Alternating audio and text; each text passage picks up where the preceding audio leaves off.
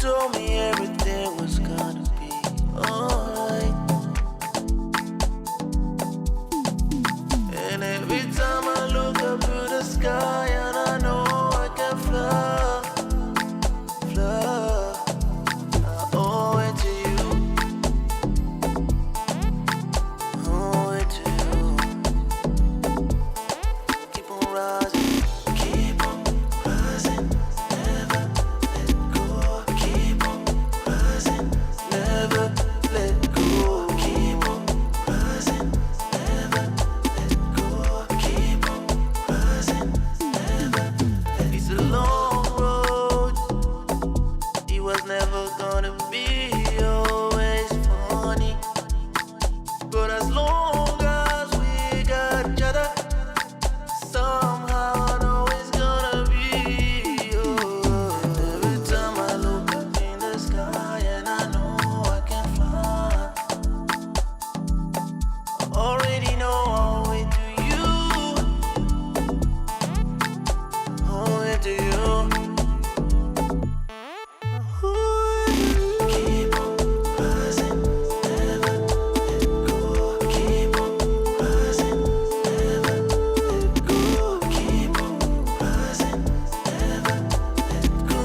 Keep on rising, never let go. Keep on rising, never let go.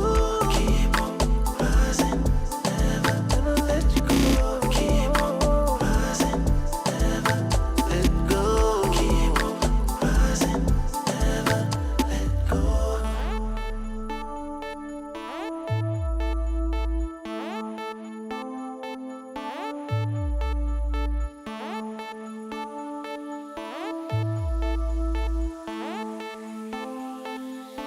You gotta keep on rising.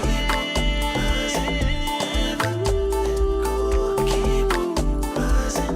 Never let me go. Keep on rising. Never keep on rising. Keep on rising. Never owe it to you. I owe it to you. Owe it to you. Owe it to you.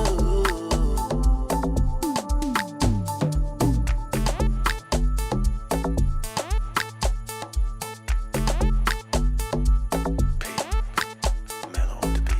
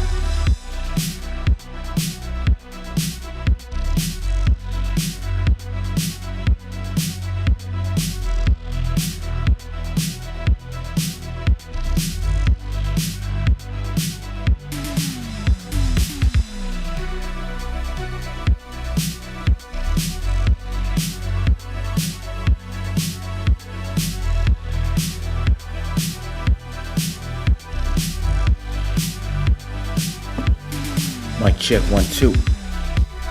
Woo!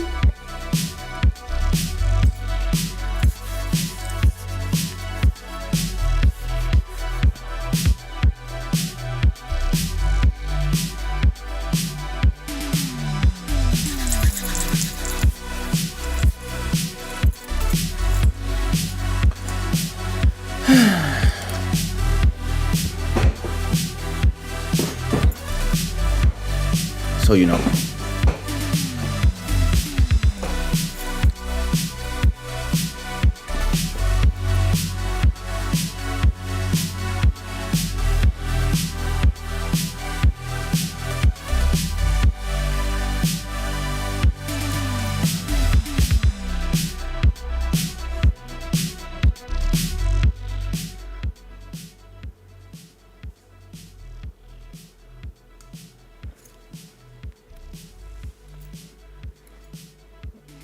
Hey. Hey. Salut. Ça va? Welcome to Club Shada. Hey, my Shada gang. How you doing? I hope you're in good spirit. I was sleepy. And yeah, as soon as I hit stream, slept went away. This show is brought to you by shadaware.com, and where you can get this beautiful t-shirt, Fuck Fake Love. I love wearing this one. Like when I go to the gym, I wear this. I see all the girls are looking at me like, what does he mean? I mean, fuck fake love. Fake love, fake friends, fake businesses, people who waste your time, etc., etc. Fuck all them. Welcome to Club Shada, the club where we only talk about love and good things. I hope everybody's fine. I hope everybody's in good spirits. Let me make sure that I'm streaming, right? Okay, 30 people already. Nice. I didn't even turn on my iPad.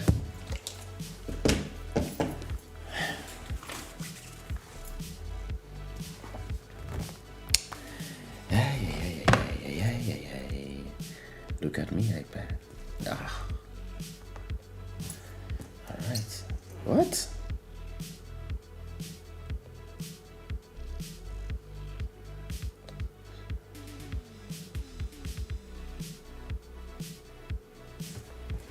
Oh, that's last week.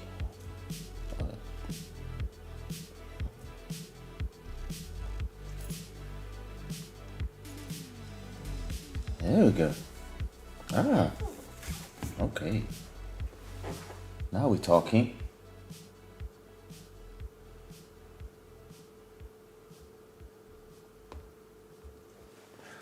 Alrighty.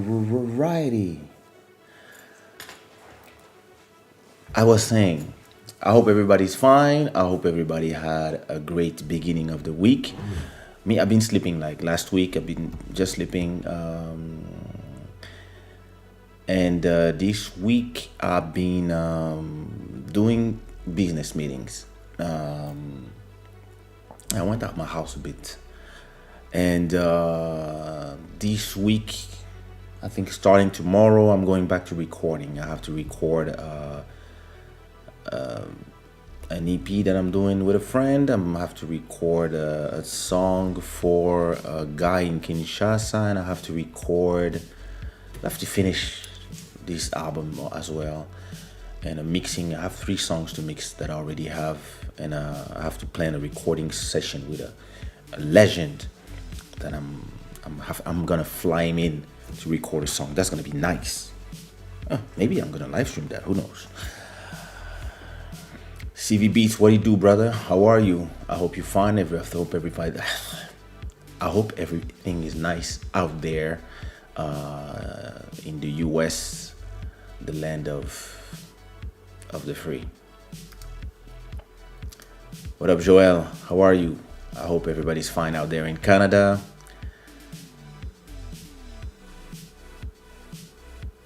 Miss Julie Badi, how are you, sister? I hope everything is fine out there in France.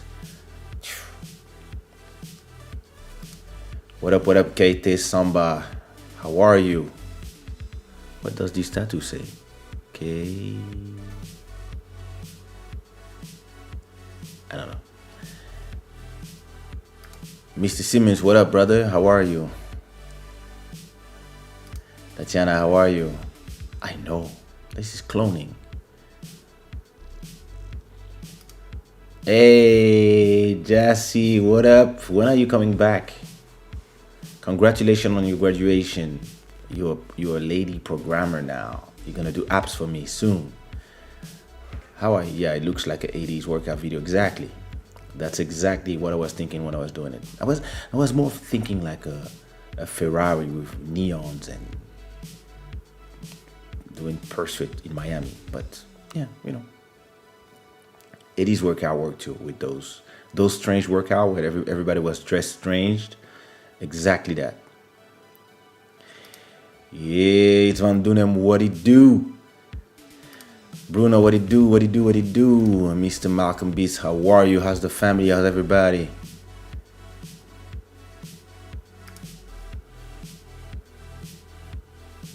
Bidonk, what up? What it do? What it do, sister? How you do, my sister, my Twitter sister? How are you? So, have you been fleeting? These people. We need a Nigerian collab. Yeah, actually, I have to send a message to what's his name? One of these guys that I talked to, and Yana. I have to call. I have to send him a message. I got a nice track that. I mean, if you need somebody, huh? Hey, if you have somebody, you hear we need. Send me the person. Send somebody my way. I'll make it happen. That's what you need to do. You just finished the session. Nice. Hey, you still in the studio? Haven't been in the studio for a minute. I mean, I'm preparing a nice studio session with Dino Santiago. We're gonna see.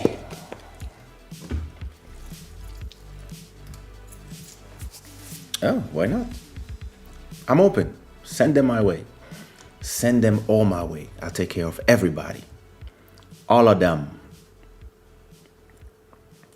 You like this jacket? Thank you.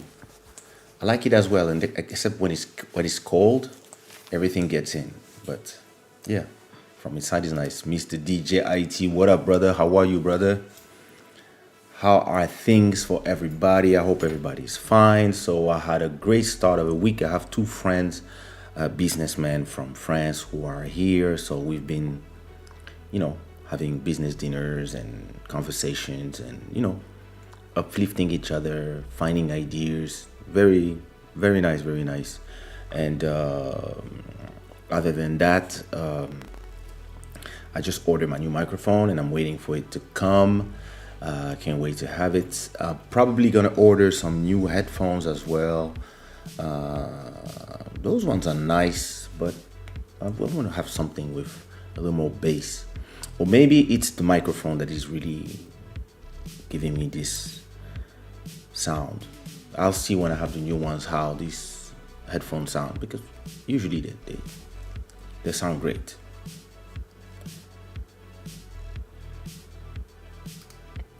You little one, you little Padawan, you are super late to the game. When is the last time you released a single? Come on. All my lessons to the trash. You need to start recording ASAP.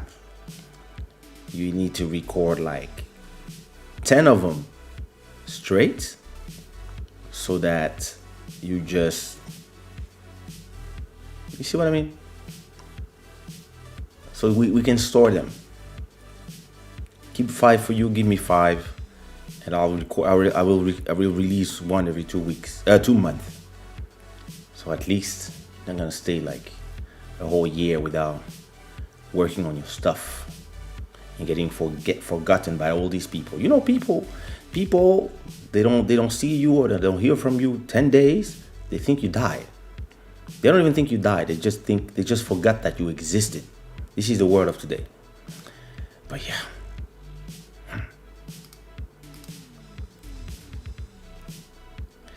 Miss Rosa Fly, pretty lips, how are you? Keep asking, we'll see. Tech projects. Oh yeah, don't worry. These two. When you in Montreal, we need to link up. All right. Indeed. Calais, Tabernacle. Yeah, let's do it. Let's do it. Long time I haven't been there.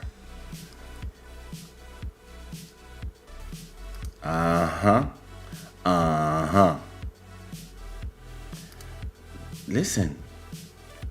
These artists.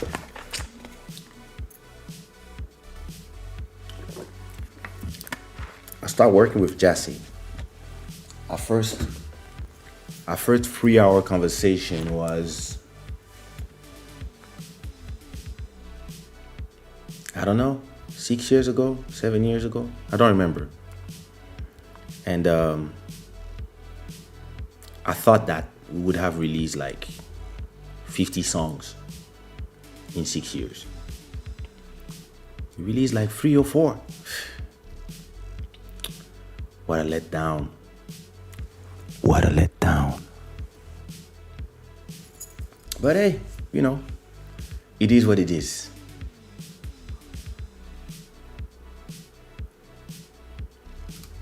Thank you. Too late.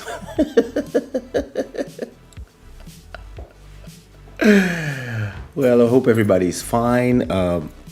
So before we start, don't forget to go. First of all, you leave a like here. Second of all, make sure that after this live or tomorrow or whenever you want, or even now, I'll wait. Go check my latest video and leave a comment. That would be nice. And a like. Thank you so much, PI. So I checked the other time. Merci beaucoup, PI. I checked the other time. I don't hear the sound coming from the super chats when I receive them, but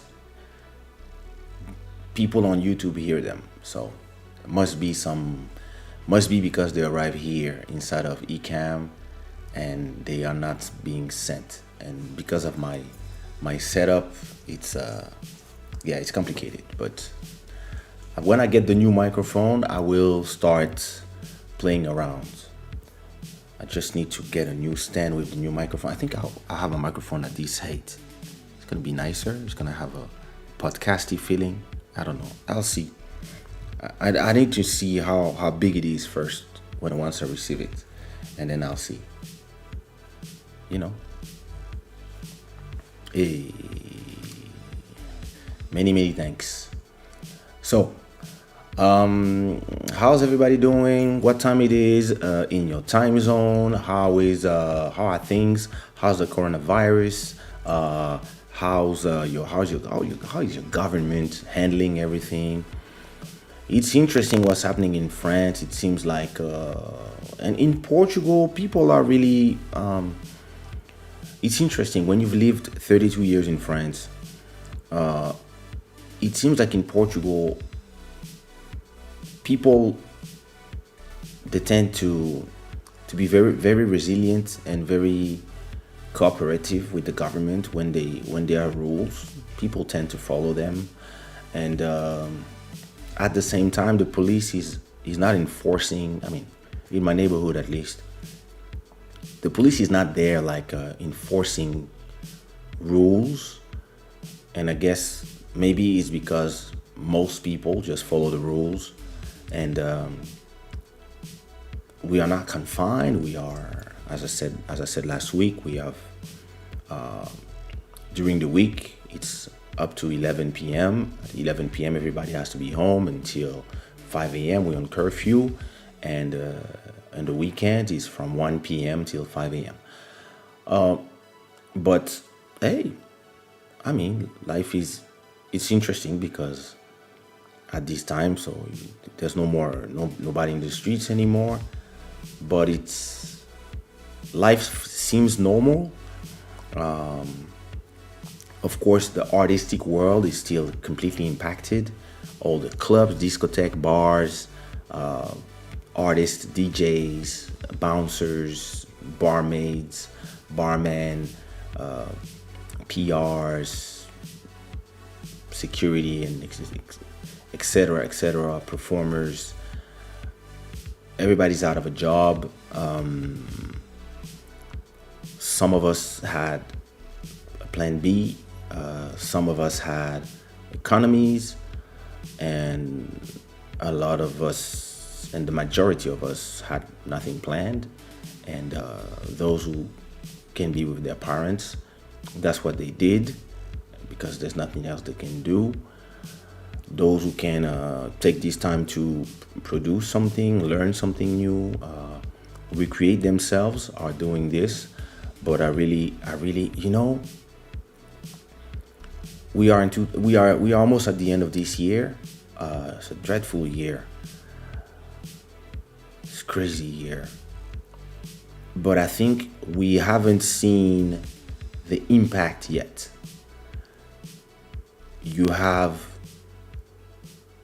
you have 8 months, 9 months of depression,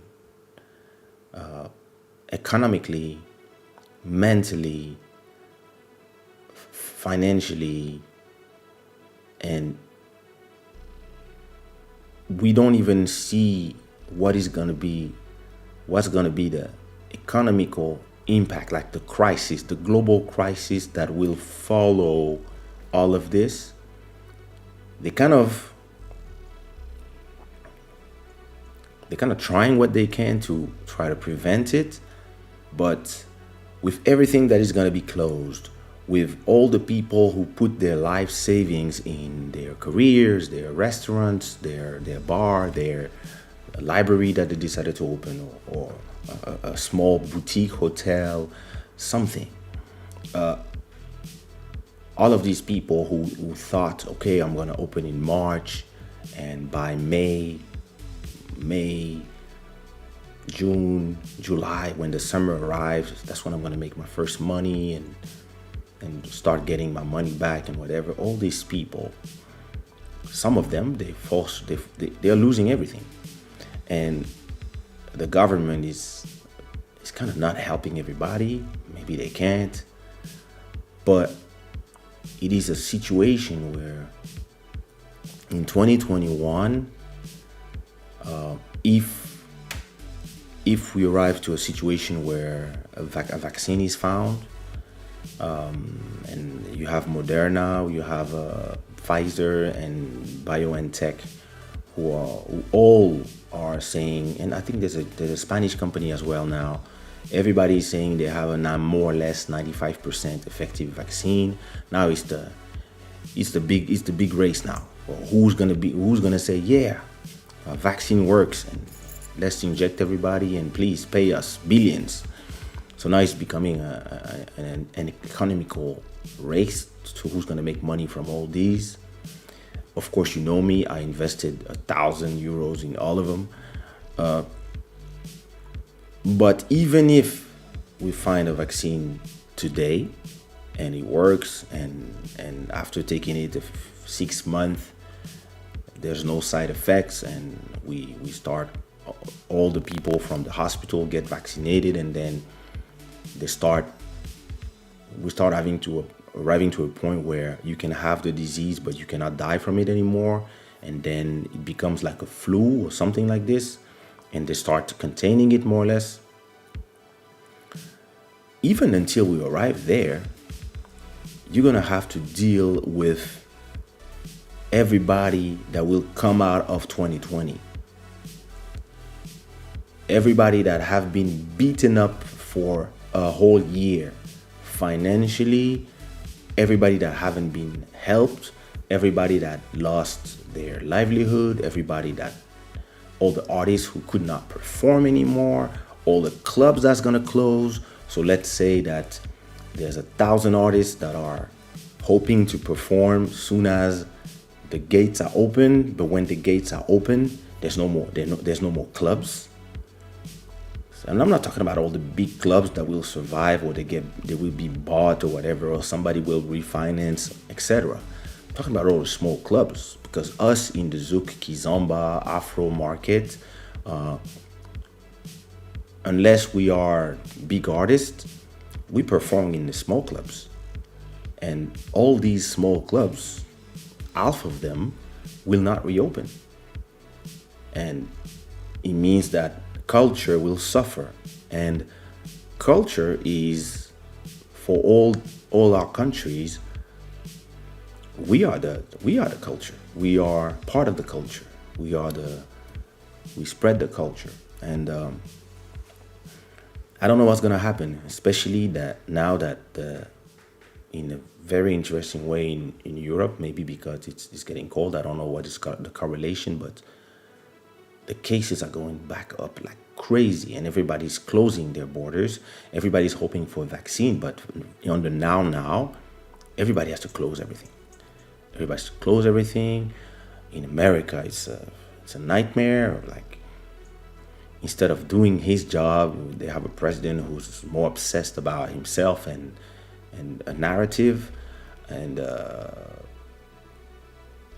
having a lot of people believe in everything he says.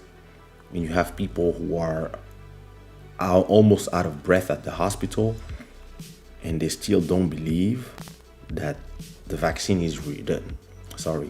The disease, the COVID-19 is real. They still don't believe because they just don't want to learn anymore. They just want to believe one person, like if that person was a god. And yeah, 2021, like, I really hope that it's gonna be a year of healing, but more and more, it feel like it's gonna be a year of, when you broke up with somebody that you've been for a long time, 1 year, 2 years, 3 years, and like how you feel after that, like after the breakup, like you feel beaten up, you feel like out of energy, and we're gonna need that energy to rebuild, to regroup, to find new things to do, to continue reinventing themselves. But from what I see from a lot of people are just hoping to go back like before. A lot of people don't understand that there's no before. This is a new world. This is the rest of our lives. This is not, oh yeah, let's go like before and etc. No, it's gonna be different. It's gonna be different. There's a lot of things that will be changed. There's a lot of people who will not come back. There's a lot of streets that will stay empty. There's a lot of places that will stay empty. There's a lot of places that will be replaced by other places. There's a lot of economy that were on the up and that will go down. There's a lot of countries that were considered world powers that will lose their place to others, and there's us, and we're gonna have to navigate in that, and we're gonna have to adapt. One of my motto, Tsushiro, is adapt or perish. And yeah, that's what I believe in. Like, we have to always adapt. As long as you understand that you have to adapt and you accept it, then it's less hard. It kind of changes the dynamic of how you feel, because even if you are beaten up, you know that, yeah, it's like you walked all your life and now we're gonna live underwater. So you have to adapt as a species. We have to start swimming and breathing underwater, and that's the new thing. And the faster we adapt and the faster we accept and we embrace the new us, whatever the change may be, it might just be a 5% change, but the faster we adapt and we accept and embrace those changes, the better we'll be. Because mentally, if you hear like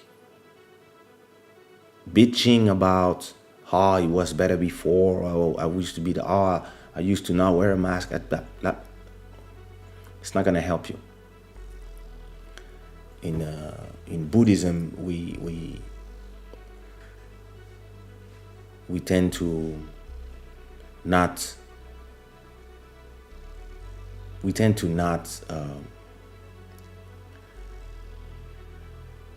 try to stress about the things that we can't control. And we can't.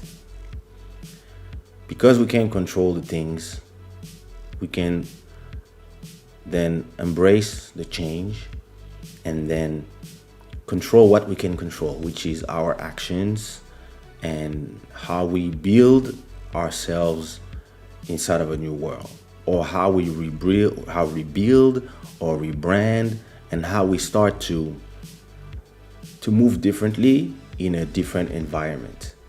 And there's a lot of people who are averse to change, and that they refuse completely to move differently. And those people, yeah, they lost already. And it's up to you to decide what is your camp. Are you in the camp of the people that are moving forward, or are you in the camp of the people who are crying forever? And I'm not saying it's easy. It's easy for nobody. Listen, I'm still traumatized. You don't see it like this, but I'm still traumatized by the fact that I almost died from this. I will never forget not breathing and looking at my daughter at night before going to sleep and asking myself if I'm going to see her tomorrow, and her saying, "It's going to be all right, Daddy." And she's 3 years old, and you're like, yo, what are they going to become if I'm not there anymore to fulfill my role? And this changes you forever. And soon as I was out of this, I was ready for the next move. I was ready to be a new person, because I was already reborn a new person. I embrace change. Things change, I'm ready. Like, listen, I had number ones in cassettes. I had number ones in vinyls. I had number ones in CDs. I had number ones in iTunes, and now I have number ones on Spotify. And if tomorrow Spotify is not the new thing and everything happens in TikTok, I will have number ones in TikTok. That's the way I am. I'm a guy, like, I'm just ready. I know a lot of artists. I talk to a lot of artists. A lot of people come to me for advice, for opinions, for conversation. And a lot of them are here like, oh, what are we going to do? It's like, move, nigga. This is what you're going to do. That's what you have to do. Make it happen. Like, look for ideas, work on your brand, rebrand, look at what's happening, look at what the Brazilians are doing, look at what the Africans are doing, look at what the Americans are doing, look at what other artists are doing, try to understand what they do, how they do it, look at what I'm doing, and see what you can find for you and what is interesting for you. Which take us to today's, you're not even reading the comments, okay? What is this? Oh. When you see a color here, that's when somebody makes a super chat or a donation.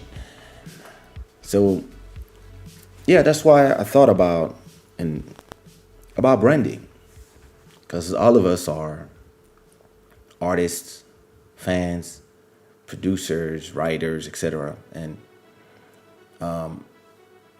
for us, the most important thing is actually the brand.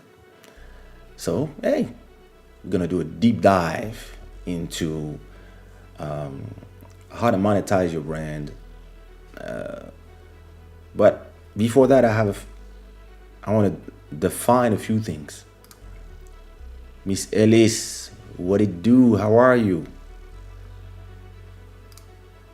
20. Where are you actually? Where are you located, DJ IT? I forgot. Are you in Canada or in the US? And what, east side, west side?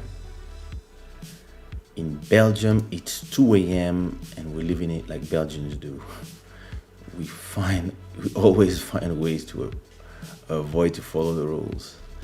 I don't know if the Belgians are worse than the French, because in France it's a nightmare. People, there was a party right now that they discovered, a party with 300 people somewhere in I don't know what city. It was not Paris. It was somewhere in province, And yeah, some people just decided to do a party with 300 people, clandestine party in the middle of the quarantine. And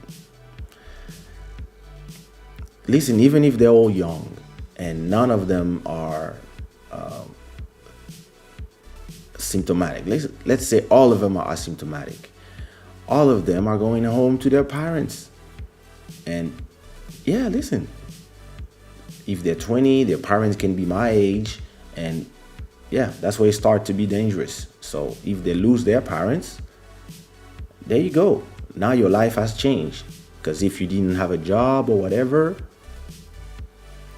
now you might end up being adopted or live at the mercy of the state, or have to live with the aunt that hates you and that you hate. And yeah, there was also a wedding in the US. I think it was just a small wedding of 39 people or 50 people. I don't remember. It was a small wedding. It was really small wedding. And somebody had COVID, of course. And at that wedding, that person infected everyone at the wedding. And nobody was sick at the wedding. But once everybody went back home, they infected like 400 or 500 people, and 7 people died. And that's the tricky part of this. A lot of people don't feel nothing. So for them, yeah, it's a hoax, it's a whatever, it's something to control us, everybody has their version, until you catch it, or somebody that you know catch it and goes. And then you're like, yeah. Or you're cranky and all the cops are just chilling, doing nothing. Well, it's calm. Same for you in America. People are hard-headed. We have Trump and many people are idiots. We have a 9 p.m. curfew. Damn. Life is different. The streets are quiet. The juice is noisy. Something I do now, I try to not obsess about the news. I try to listen to less news because it's very, how can I say? What's the word I'm looking for? It's very,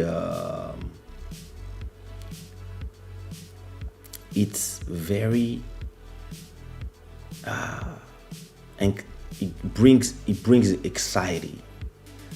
All these, like, people are repeating the same stuff over and over again, and yeah, sometimes you're like, let me push back, let me watch something completely different, let me watch a series, let me work on my stuff, let me record something. It's because, damn. Exactly. Listen, what you say is super important. Healing takes strength, and a lot of people don't have this strength. A lot of people are beaten up and they don't have any more stamina. So he wants, completely wants. Why is there a fly here? Where's my fly killing stuff? Anyway, yeah. We're gonna be living with the new norms. Unfortunately, a lot of people do not want to adapt or accept it. That's why we're having these problems today, coping with the pandemic. Yep. Exactly, Ellis. That's exactly that. A lot of people and their leaders. That's the worst part. Because there are always gonna be people that are skeptic. But if they have the people that they follow and they listen to, like if the new Jesus, and they have the evangelist and all these people who are pushing one narrative, and it's like this everywhere in the world. A lot of people are just selfish, and some countries are selfish countries. So yeah, I'm not surprised, but it creates a state like that where You have a lot of people who are worsening the situation. And if you work at a hospital, you gotta tell these people, yeah, you didn't wear a mask, so I'm not healing you. So yeah, you have to do your job. It's normal. That's what you signed up for, and that's what you took an oath for. So, Mr. Music Feeling TV, la légende, le roi bantou du Cameroun, l'homme musclé, l'homme sexy, l'homme mignon, petit chocolat, Galac, Mestis, Twin.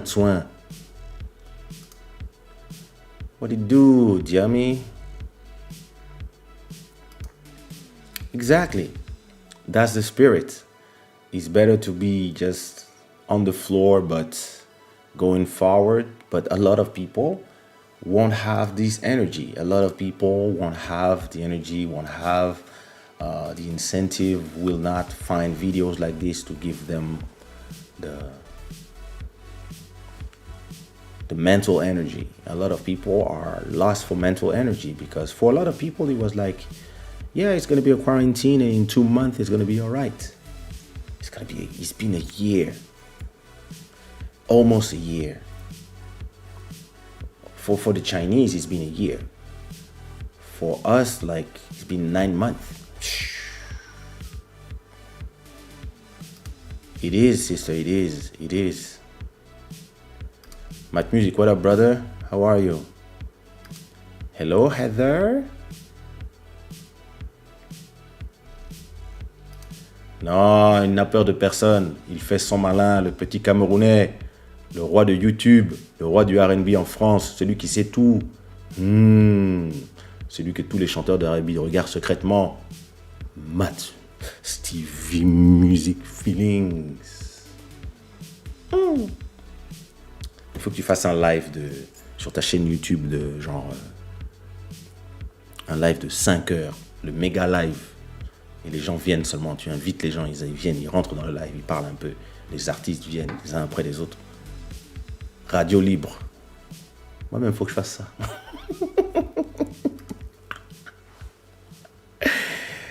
Yo. Listen. So, as I said last time, I want to talk about branding. I want to talk about, first of all, what is a brand? And I want to talk about one definition that is super important for when you want to attack your business from the right angle. You have to understand what is a brand, first of all, and you have to understand why the brand is important. So if you remember what we talked about last time,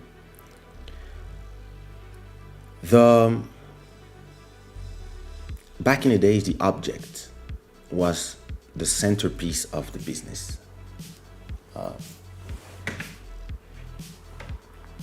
It's too far. You had a CD, and everybody was buying the CD. And the CD, what was the most important? And the brand, of course, was driving the sales of the CD. And people were en masse going to the store to get the CD. And to be a superstar, you had to be removed from the conversation. You had to appear only from time to time so that everybody would be excited. And they would go crazy because you appear and then disappear again if you didn't have nothing to promote. And so a lot of superstars were super discreet, and you would not see them. And when you were an artist, everybody would tell you, don't go to the clubs where you're famous, don't go this, don't do this, don't go in the streets, don't go to the Virgin Mega Store. You have to be like, and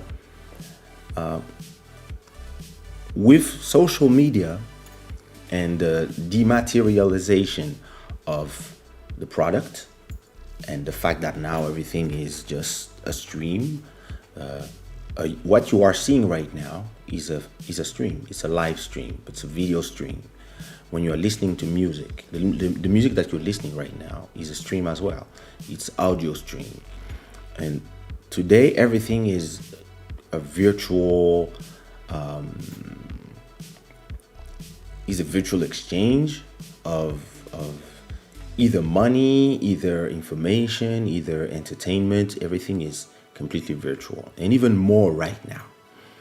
And what this created, and with the end of the object, it created a situation where what is now at the center of the business and the center of everything and the center of attention of people is the brand.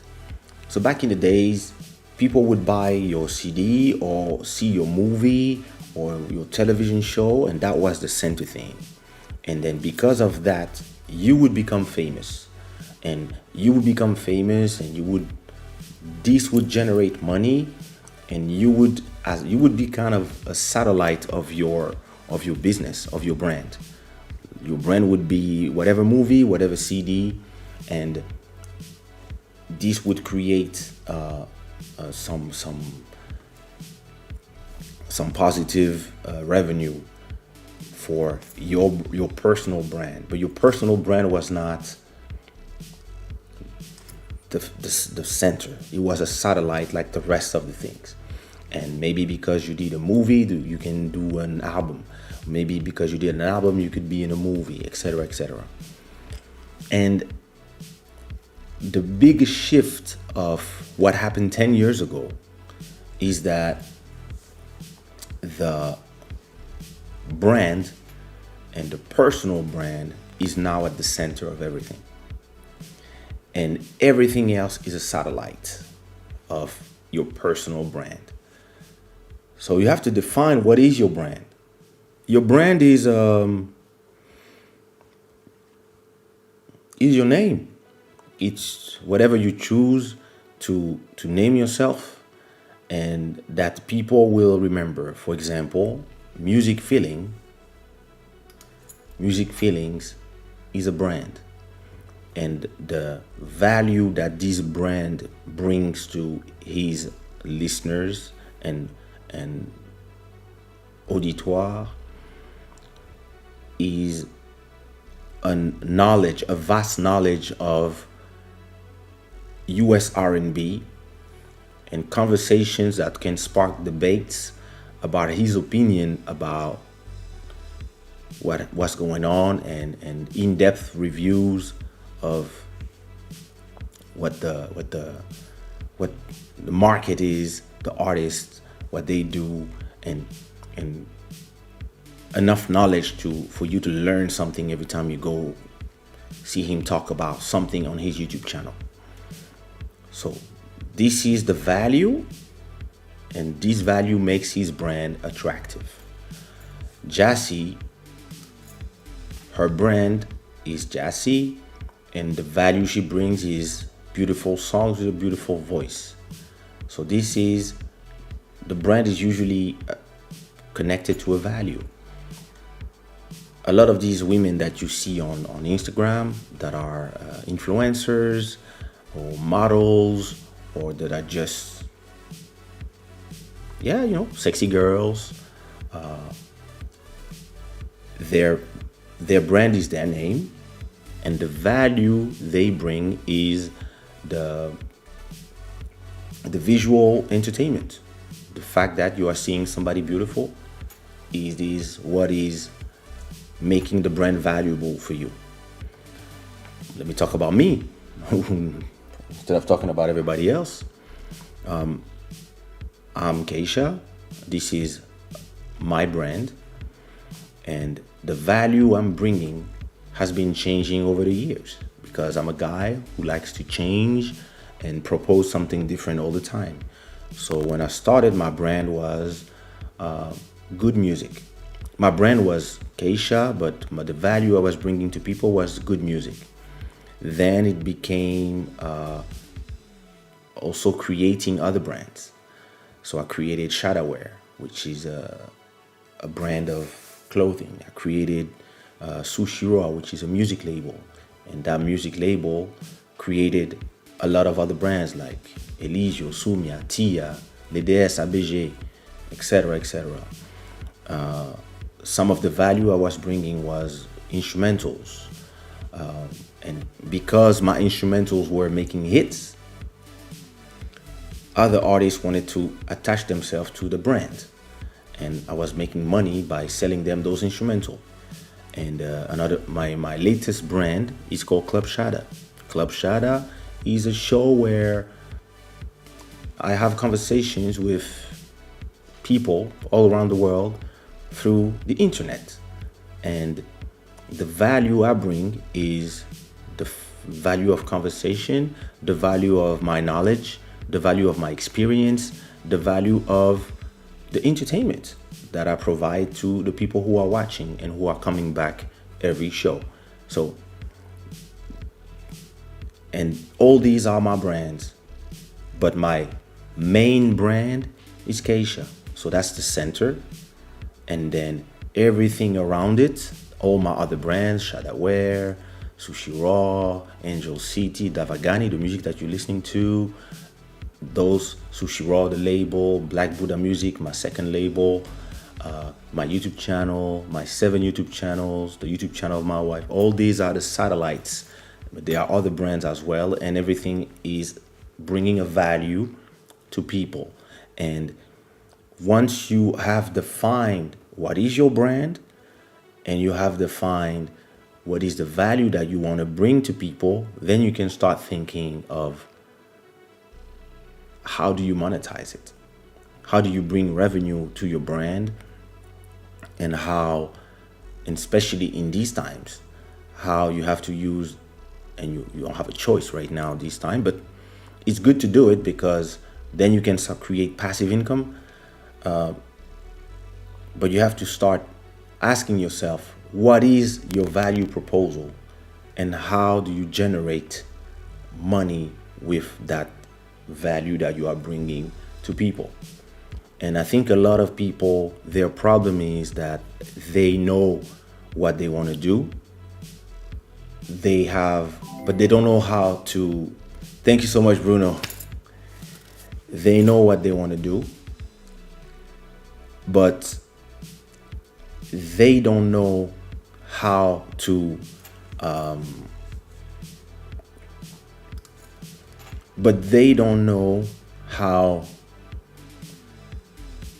present their brand right. Or they know how to present their brand right, but they don't know what is the value.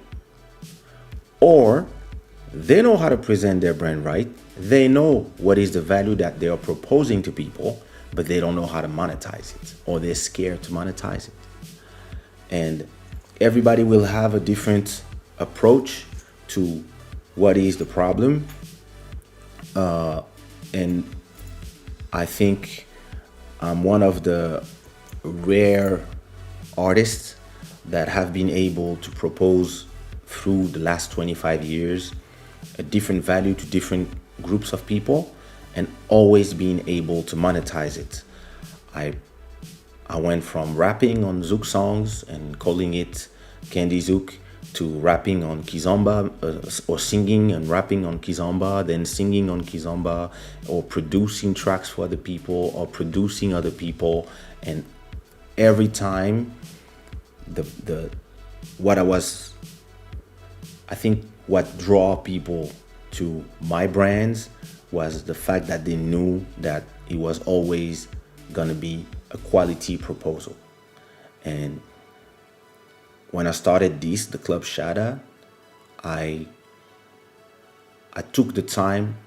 So, and what I'm doing right now, because I'm not done, but what I'm doing right now, I'm not thinking about how I'm monetizing it. I know how I'm monetizing it. I just monetized it. I just received €5 from Bruno. You see what I mean? This here is how I'm monetizing it. The reason why I'm monetizing it is because Bruno is entertained or is receiving a value from the things that I'm saying that are making him say, I'm happy about what he says. I'm giving something. And sometimes a lot of people,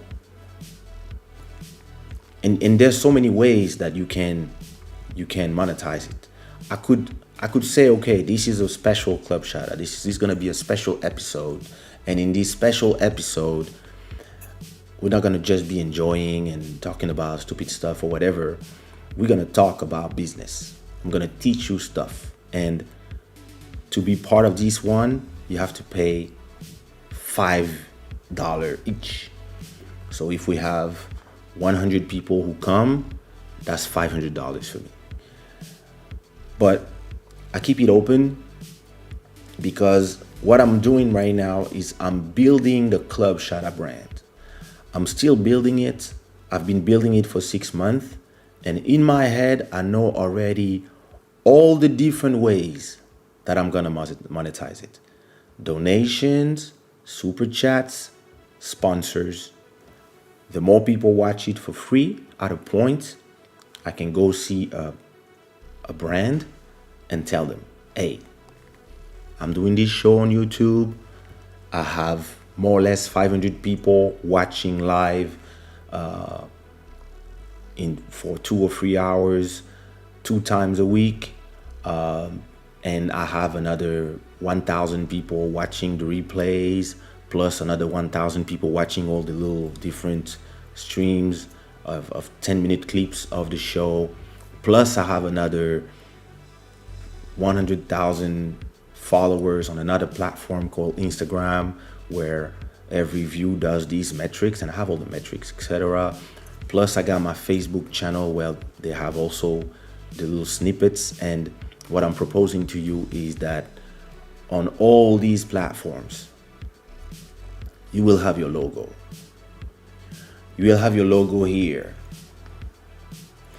and it's gonna cost you X for 1 episode, X for 4 episodes. And then, yeah, listen, if your brand is a watch, I will wear it. If you have glasses, I will wear them, and I will talk about them. If you have t-shirts, I can wear them. If you have jackets, I can wear that too. If you have a microphone, I can use it. I can test it even live. If you have lights, I need lights. Whatever your product is, we can incorporate it in a seamless way to add to the value. If you have a chocolate milk drink, I can only drink that for a month, and it's gonna cost you X. And then you will have your logo, and I will tell people, hey, this is what gives me my energy. And boom, branding, bam, bam, bam, boop, boop, boop. Value for you, value for my people. Some people will go buy the same drink, boom, pay me. And this is how I envision the future of Club Shada. This is how I envision the future of this brand that I'm building. But at the same time, I have my other brands that are working well. I have my t-shirt store that I sell every day t-shirts. I got my 7 YouTube channels that are the most, of course, the most popular is Kaysha, but then I have my wife's channel that is the second most popular. She's almost at 100,000 followers. I got we got two brands, clothing. We have and then I have 7 brands for music. Plus I have all the artists I work with. So it's an ecosystem that I've been building for 20 years, where every brand is feeding off each other, and I'm creating synergies. For example, the music that you are hearing behind is a music that I did myself, and I only play my music in this channel. So anybody who enjoys the music can one day do a Shazam and go and check out that music and discover, oh, I like it, and follow Davagani, and boom. If they go to Spotify, Apple Music, whatever, it's monetized. And so if there's something that I would be interested in knowing from everybody that is here listening to me, if you are still here, is what are what do you think is your brand,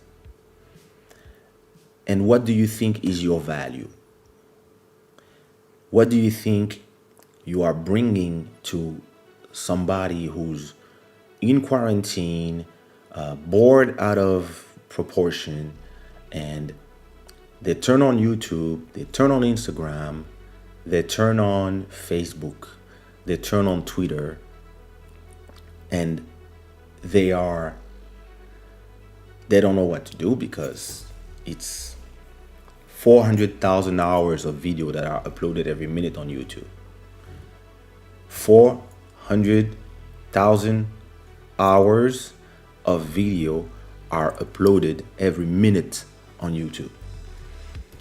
I don't know how many photos are uploaded every day on Instagram. And why the question you have to ask yourself when you are trying to monetize your brand, or just to have your brand being the one that is making people interested, is why me? Why would people come see my Instagram and stop by my photos when they have an unlimited choice of photos? Why would people come and spend 10 minutes, 30 minutes, 1 hour, 3 hours on Club Shada seeing me talk when they could be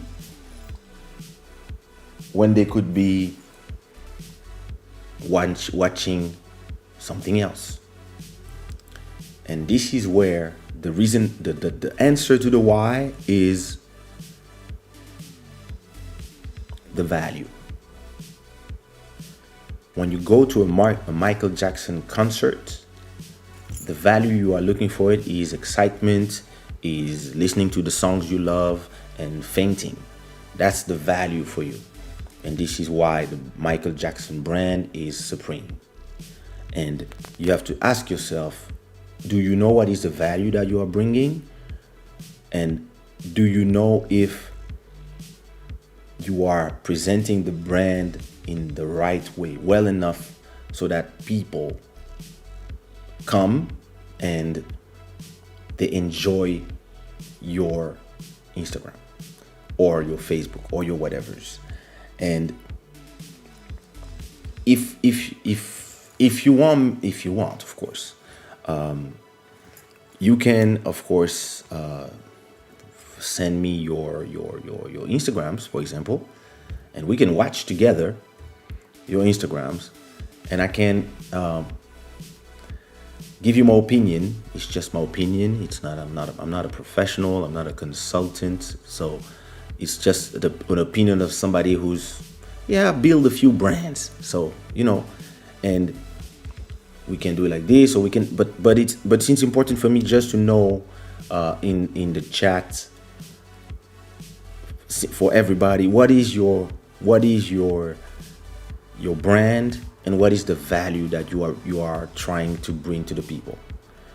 And once you have that, is do you think that your brand is well presented, or what is the future? It can be something that you are trying to do. You see what I mean?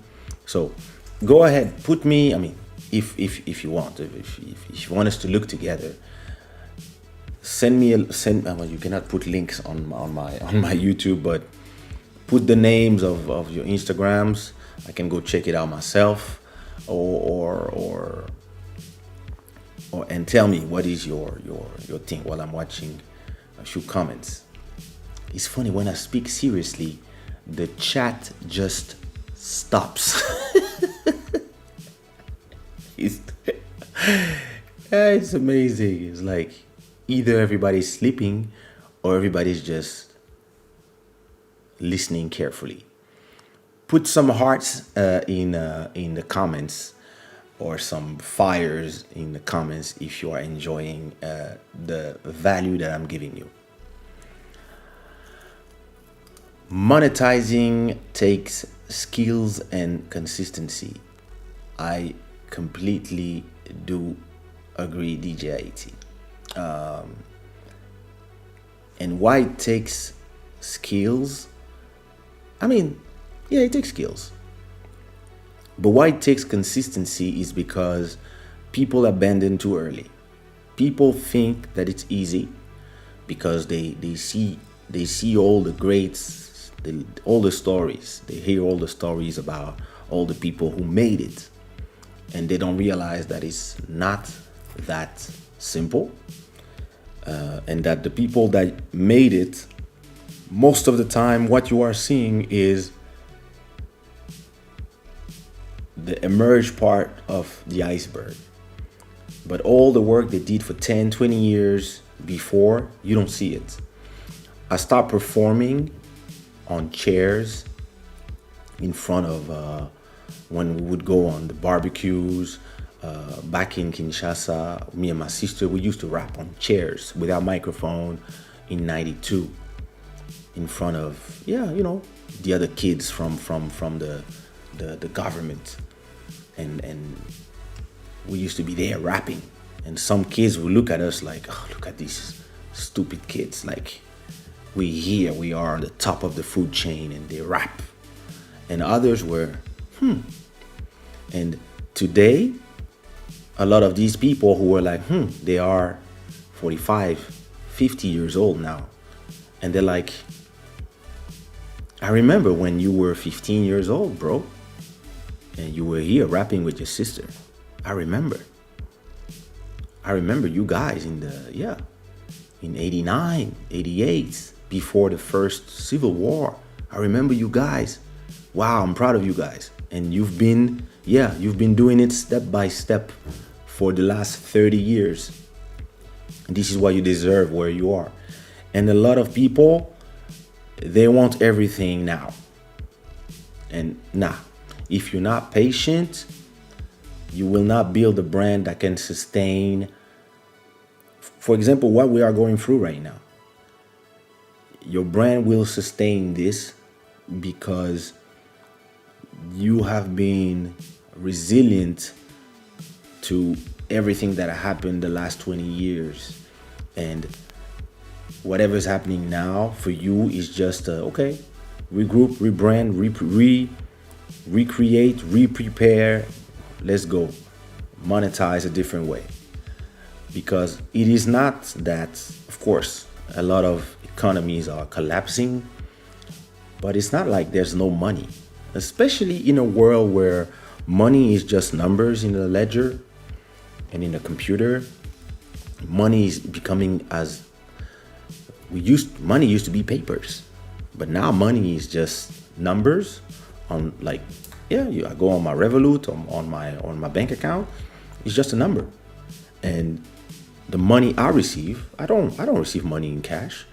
I receive a text telling me, a notification on my phone telling me, yo, you received 5,000 euros. Cool. Boom. Now I have 5,000 euros. And if I spend it, I'm not spending paper. I'm sending a PayPal somewhere, etc. So because all this is so different, there's actually a ton of money. Wait till you hear the numbers. We are 19th of November, so it's the 26th that it begins. Wait till you hear the numbers of Black Friday. I just hope that nobody start going out in Black Friday and going crazy. I hope that people be responsible and they spend their Black Fridays online. But I have an online store and I'm getting ready for Black Friday. Yeah, I'm gonna do, a promo, whatever, free shipping or minus 10% of the whole store, whatever it is. But wait till you hear the numbers of how much money will have been exchanged on Black Friday and digitally. I got numbers on my phone. I'm transferring them to you, and now you have the numbers, and in exchange you send me a physical good, a computer, a microphone, a t-shirt, some sneakers, whatever. Wait, and you're gonna see. People think there's no more money. The US government just printed how much since the beginning of the pandemic? $3 trillion. All this money is somewhere. Oh, yeah, but people use it to pay the rent. Yeah, but the people that they pay the rent to, now they have these money. And this money is now flowing somewhere, and those people will buy something. And when you want to monetize your brand, your ultimate goal is this: that this money flows to you. That's the goal of the vision. Thank you so much. So entertainment through photography and photo manipulation on Instagram. Patrick P.I. Let me check it out. Instagram.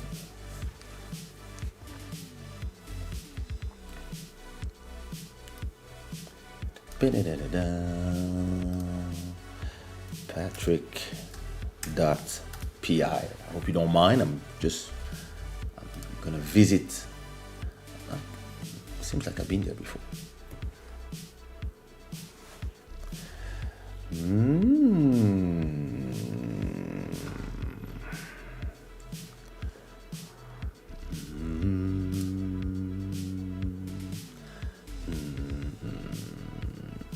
So let's see. 3,000 followers, nice. Creative human being and bad influence, nice, funny. Website, perfect. You have a website that send people to your website where you are. Ooh, nice, beautiful. I know her. She's a dancer from Brussels. I know her and her husband. So you must be from Brussels, or maybe not. Those photos are nice, bro. And inside, okay, inside there's, wow, nice. Those are the Instagram of those people that you took photos for them. You do, yeah, you do. You have great work. Look at him, pretty boy. Amazing. I like it. So here is what his brand is. Patrick Ilunga, and his value is beautiful photography. And this is the value, and the way he monetizes it is by, after watching all these beautiful photos, you want to have a photo session, you ask for a quote, and boom, there you go. And now that's how he makes his money, when he comes to take photos of you. Beautiful. And I love the colors. I love the photos. And the Instagram is a way for him to send people here to his website. And on Instagram, yeah, more photos.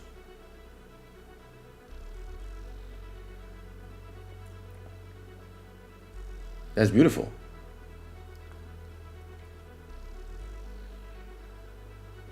I got nothing to say.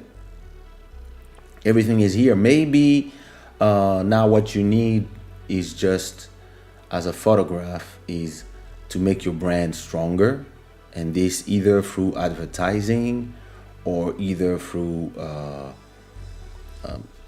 make it people know more about it, and spreading it, promoting it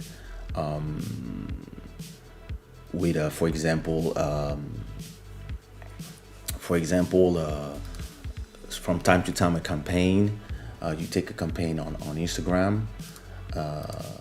You take one campaign on Instagram where you spend like 30 euros, for example, on one photo, and one of those beautiful photos that you have, you took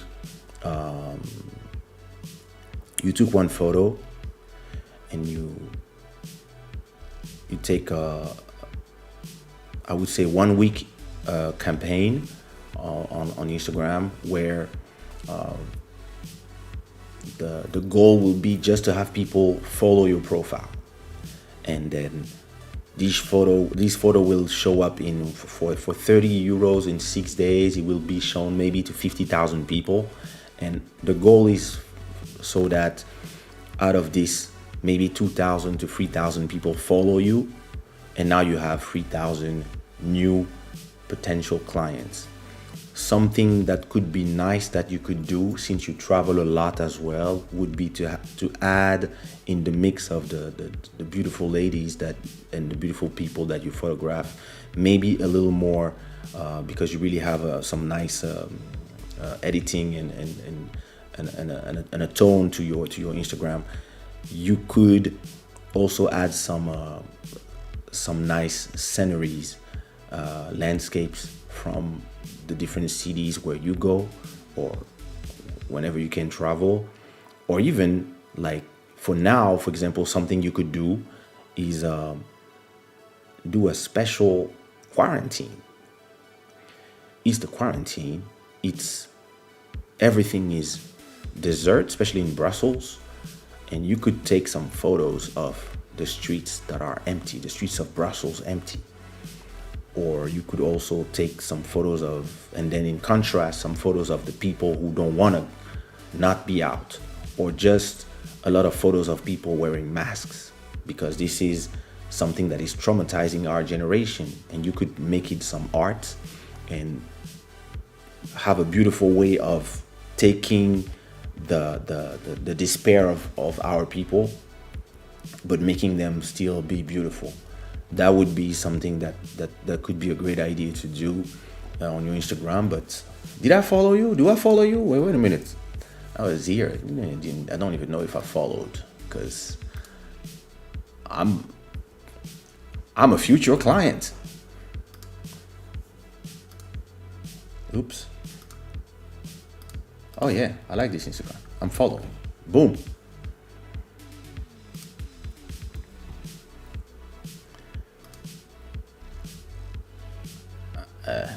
I knew he was in Brussels. I know the Brussels girls. I see them. I know. I used to do. Me and my cousin, we used to do like a Toison d'Or to. We used to do. Toison d'Or, quick Namur to quick Toison d'Or, and just up and down all day. But that was like 94, 96, the good old days. Oh, wait, sorry. Where was I?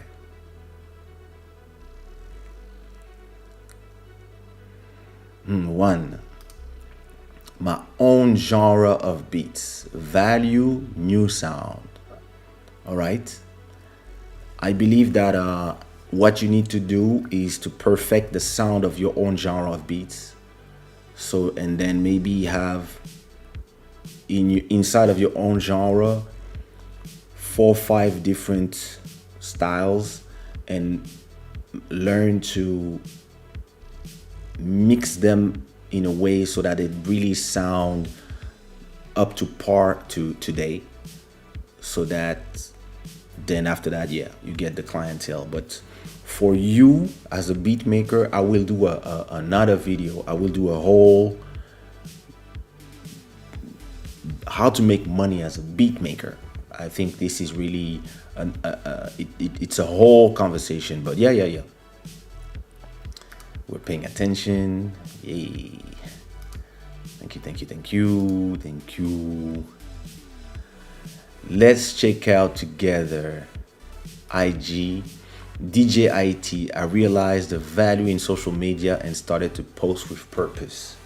All right, let's see. DJ IT. Well, okay, DJ IT. Can't find you.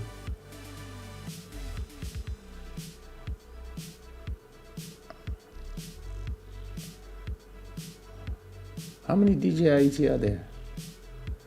So okay, this is already a problem. It's hard to find you. Let me see. Yeah, vote well. DJ, maybe there's an underscore. Let me see. DJ. Is it this one? DJ ITOG? No, that's not you. Japan. That's not you. Did you write it here?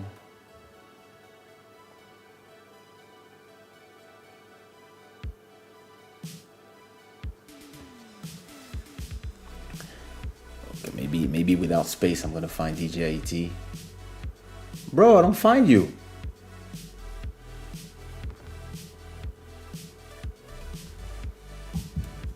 Or send me on WhatsApp your Insta. Because right now I don't see your comments.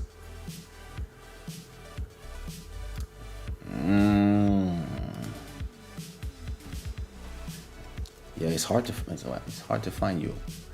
There's 1,000 DJ.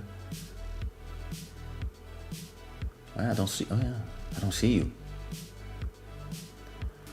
So, okay, let me go to the next one until. Oh wait, DJ, IT. I know I follow you, but I don't find you. Look, DJ underscore. I'm writing bad. That's my fault. I found you. Okay. So your value. Explain to me. What is your brand, DJIT, of course, and what is your value proposal, and how do you intend to generate money as a DJ, especially in these times? I know that you do.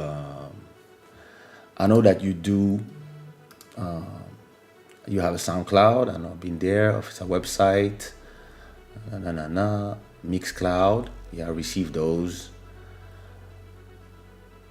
But where do you monetize it?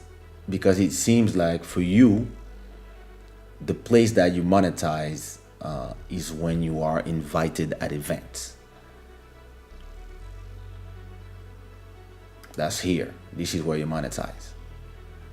When you get hired for events.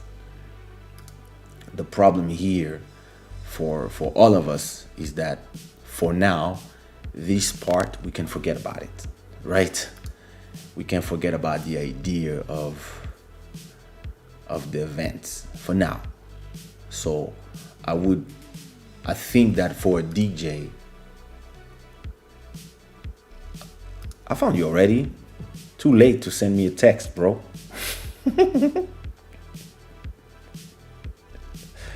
Oh, nice. So, yeah, it seems like for me, at this time as a DJ,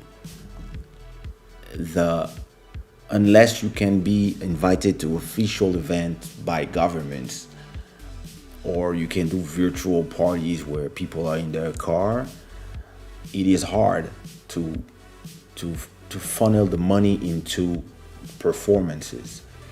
What I tell all the DJs to do is to start streaming live on YouTube every day until you amass a number of followers. So somebody that I had this conversation with is for example Bodhisattva, and we came up with a strategy where he has this show called Quarantine Groove. He has this show called Quarantine Groove every Friday, I think. I mean, once a week. So he started everything on Instagram, and he was playing every day for 50 days, I think, or 30 days. I don't remember. Twice a day.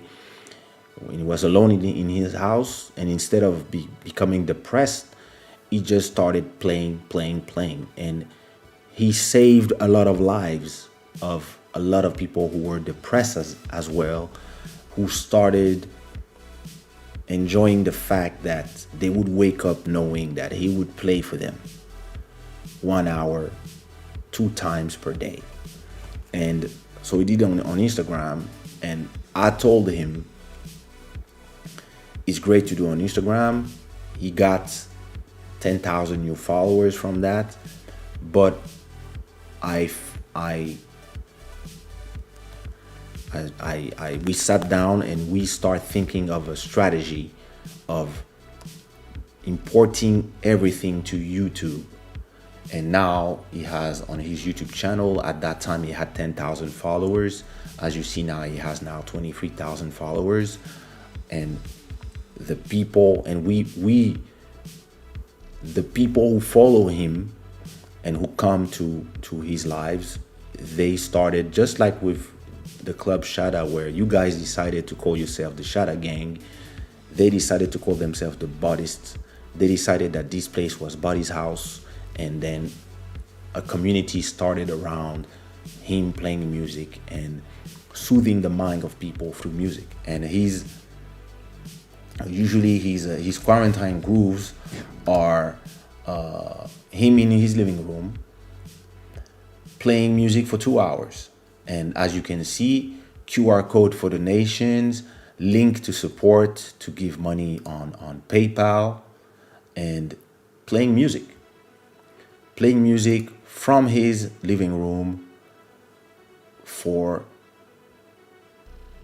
all this time, and having everybody here on the chat, having conversation. And as you can see, he's already at episode 70.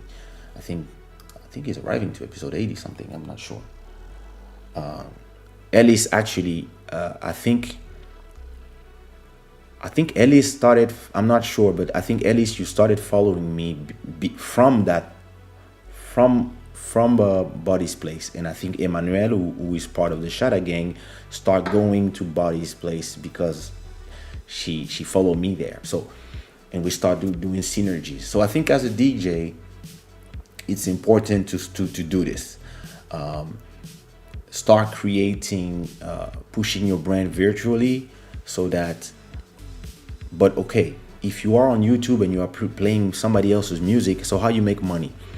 One way to make money is to have people pay €5 or $10 or $15. You choose your price for a request. Let's say you're playing some hip hop and somebody really wants to hear a song by Zane and Busta Rhymes, for example. It's a party, and to have a song requested, you have to pay $15. Then some people will pay to hear their song. That's a way.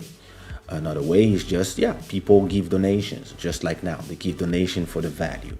They're in the living room, you do a mega party, you're gonna play for all weekend, you're gonna play, 3 hours per day, and people will come, and you will make money from their donations. You will make money from the people who want to make a request. So depending on how many people you amass, so that what's interesting with the donation is, if you have, let's say, 100 people watching you, you will have 2 donations, more or less.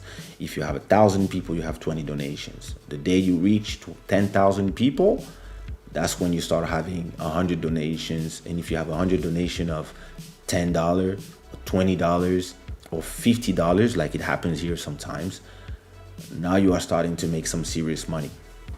And if you come every day, or every twice a week, or once a week, there's something that happens. And then, of course, once you have your own DJ show,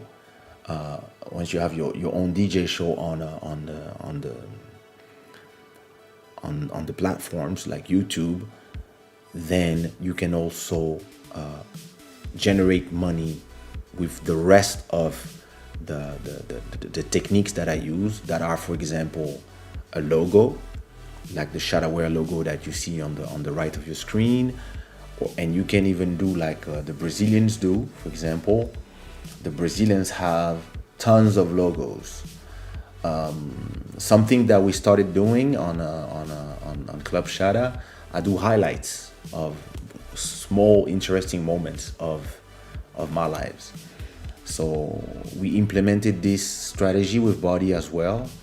Now he has a new playlist called QC Highlights. So Quarantine Grooves, that's the name. And on the QC Highlights, he has small videos of 10 minutes to 6 minutes where he plays.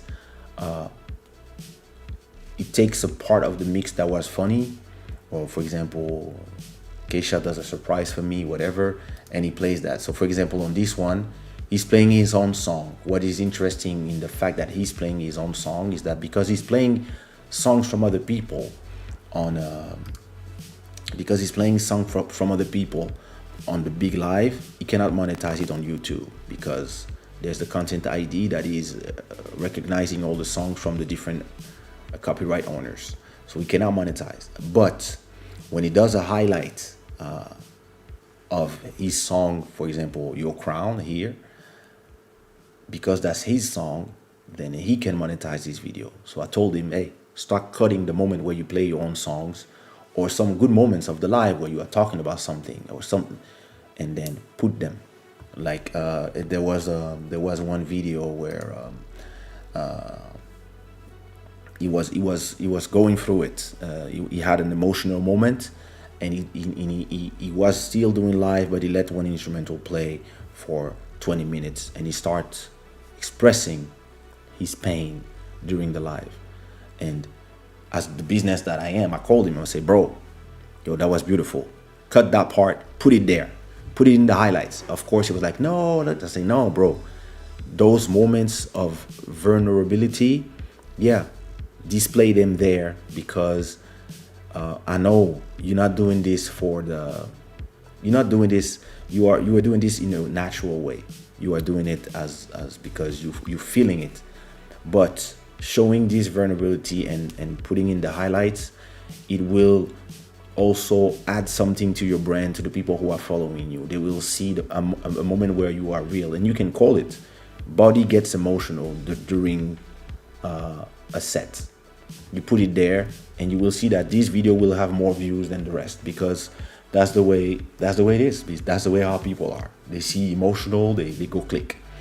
So, and of course, Body's a creator, so as a creator, you know how it is.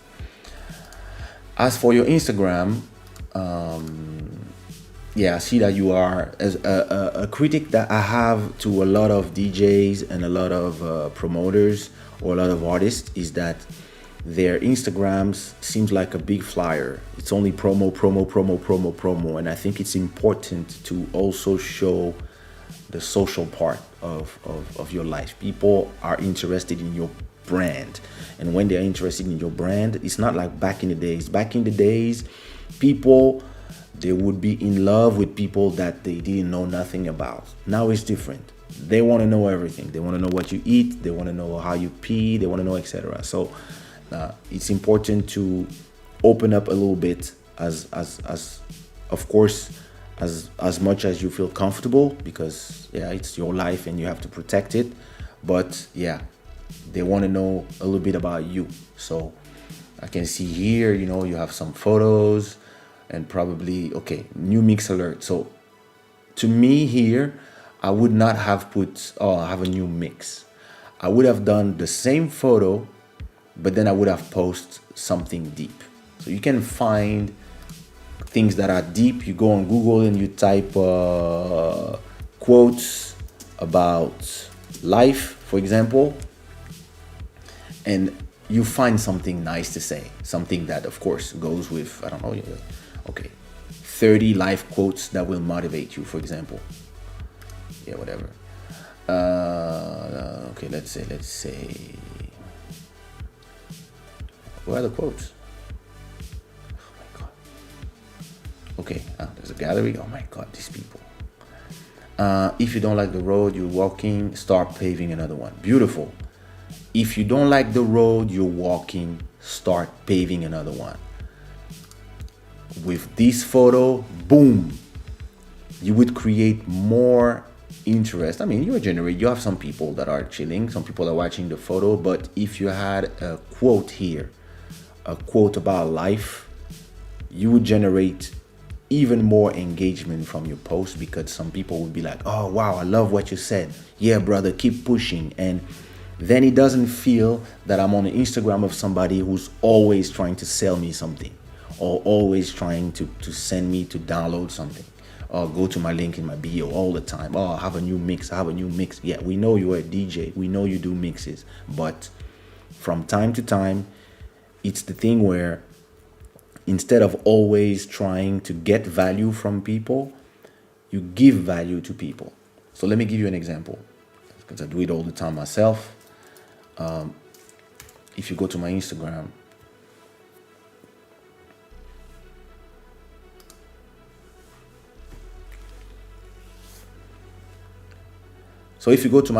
for example, here you have two little 10-minute snippets from Club Shada.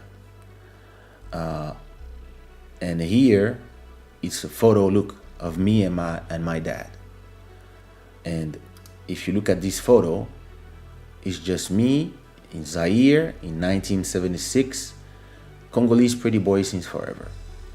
Nothing to say more. And look, boom, boom, boom, boom, boom, boom, boom, boom, boom, boom, boom, boom, boom, boom, boom, boom. And everybody, oh my God, you look like your daughter. Oh, your daughter looks like you. Oh, the young Kaysha and the dad, etc., etc., etc. Oh, I recognize this person. I recognize this general, etc., etc., etc. You see, and here, I get no value from. I get no direct monetary value from posting this, but I'm giving to people value. I'm giving to people, yeah, a value of seeing me as a kid, seeing that, yeah, I've always been cute. And they see that. And they see me with my dad, and they see that I look exactly like my dad. I'm a clone myself. And this is me in Zaire. This photo says so much. For anybody who's Congolese, this photo says a lot of things. And I have my little pin here from the Mobutu MPR movement, and somebody said, who would have believed that? I didn't see all these comments, but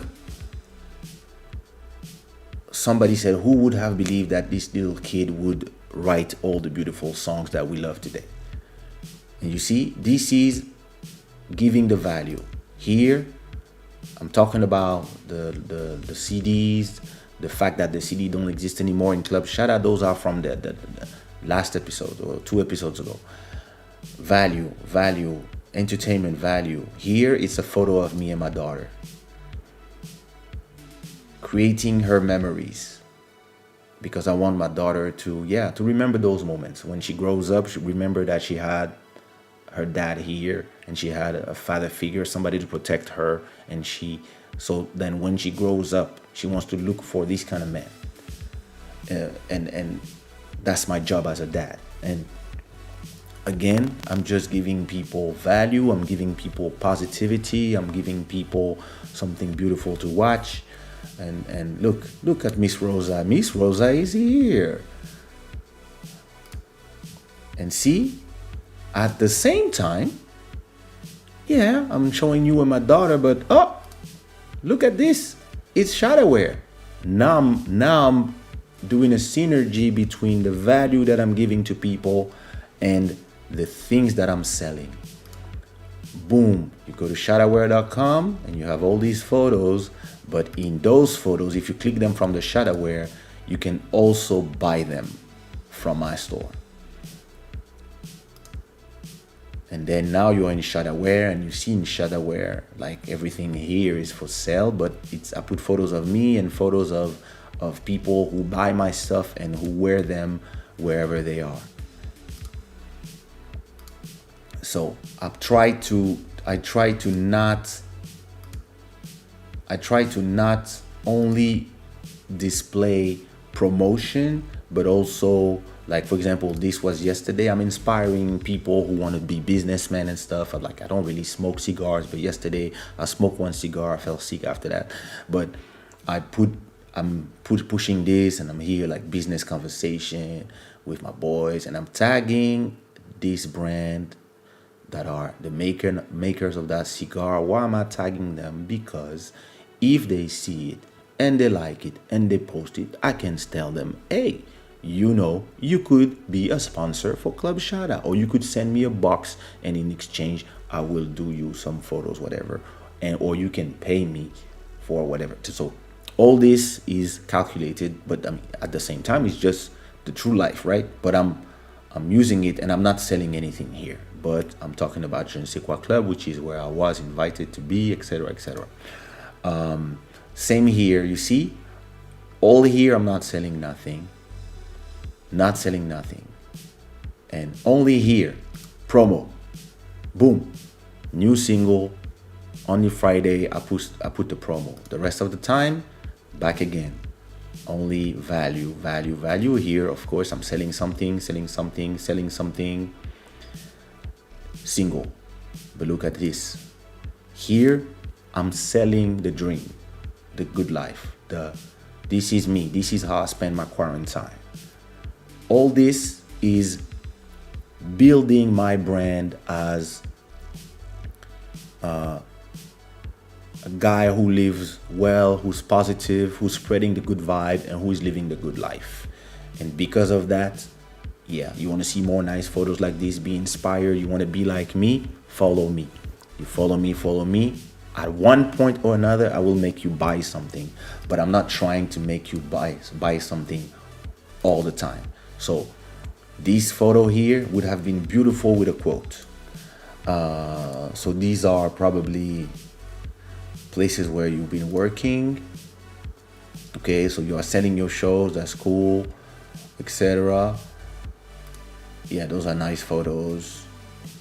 And you are showing that where the places where you are performing, that's cool. Some nice photos of you, that's cool as well. But if I had a critic of your Instagram, I would say that it's great to see you doing your work as a DJ. I know you're a DJ, but I'm seeing a little bit too much of the point of view from the DJ, and it's great to capture those moments. But I would love to see sometimes a little more of this. You see, a little more of this, and without links. With just, yeah, I am too lazy to find a deep quote. Well, you should just take the time to find one, because they are so easy to find. If you look at my Instagram, at the end of every week, I post free quotes, and you see, that's how I, boom, quotes, free quotes. Again, quotes. Again, the quotes. And people love to read them. A lot of people, even when people don't comment, some people tell me, I come to your Instagram for the quotes.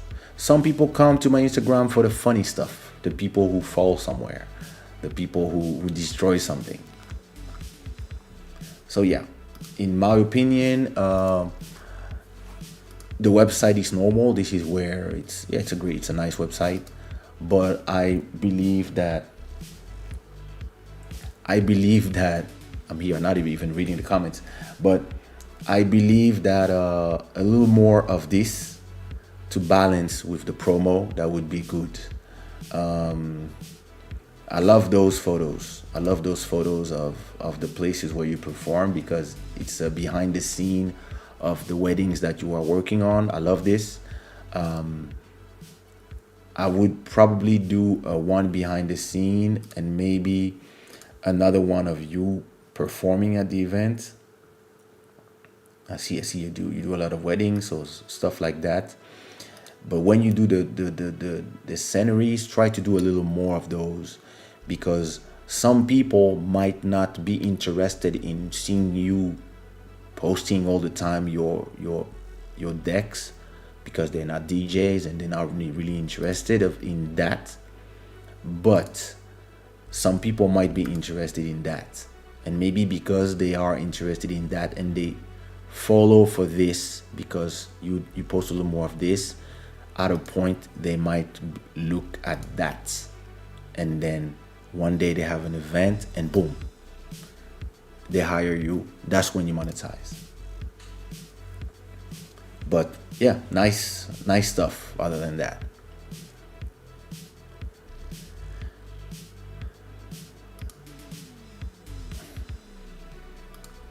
By the way, this show is brought to you by shadaware.com.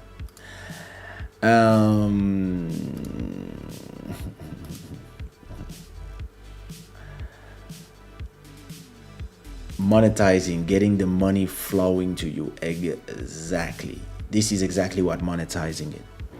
And I'm gonna watch a few more of your things if people are watching their feed. I'm sending their feeds, but the part of making the money flow to you is exactly what I'm telling you. It has to be natural. It must not be a thing where you are somewhere and you feel like, oh my God, I have to buy something. They really want me to buy something. For example, somebody who arrived to this live right now is gonna see me, and I'm not gonna be here talking about my t-shirt forever, but it's here. So at a point, they might be like, damn, I love this t-shirt. Where can I get it? And they will click a link somewhere. Or they will be like, oh, powered by Shadaware. They will type Shadaware somewhere and they will find this t-shirt. But I'm not explicitly telling them all the time, buy the t-shirt. I'm just putting it here in the decorum.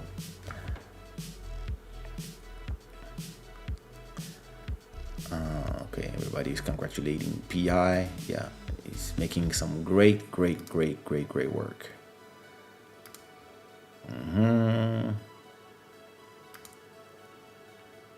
Nice. Everybody, I hope everybody's following Patrick PI, because I think it's important to create a community not only around me and my brand, but around each of us and our brands, especially if a bunch of us are creatives. And that's how you create the synergies.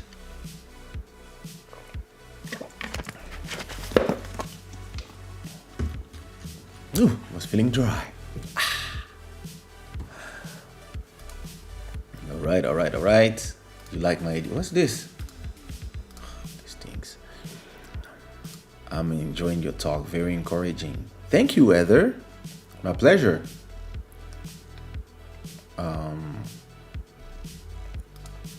Yeah, she's somebody that she's done. Yeah. I remember her and her husband. I remember them very well. Okay, so let's go see the Instagram of RL Simmons. So the personal one first is RL Simmons. I've been there before.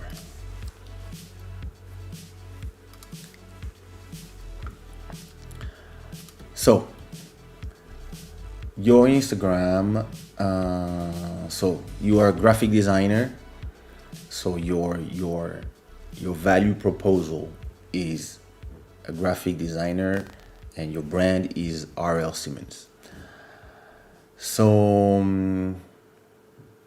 the first thing I would say as a graphist, I mean, as a person who creates a lot of covers and stuff, I would put a space here. I don't know if you have enough stuff, but I would put a space here. It's just small details that count for me. Some people don't care, but I would put a space between this and this, because there's a lot of, so I would put a space here. So graphic designer, creative influencer, success coach, Muslim, okay, need more info, DM me, visit, etc. I don't think I would just put need more info. I would just put more info or bookings, DM. That's enough. I wouldn't put a link that is a link to nowhere, finally, right? And here you are putting your at but it's the same that is here. We already here, so I would remove this and I would put the Instagram of the other one, which is postcard factory. I would put postcard factory NJ here, and instead of telling people to visit you,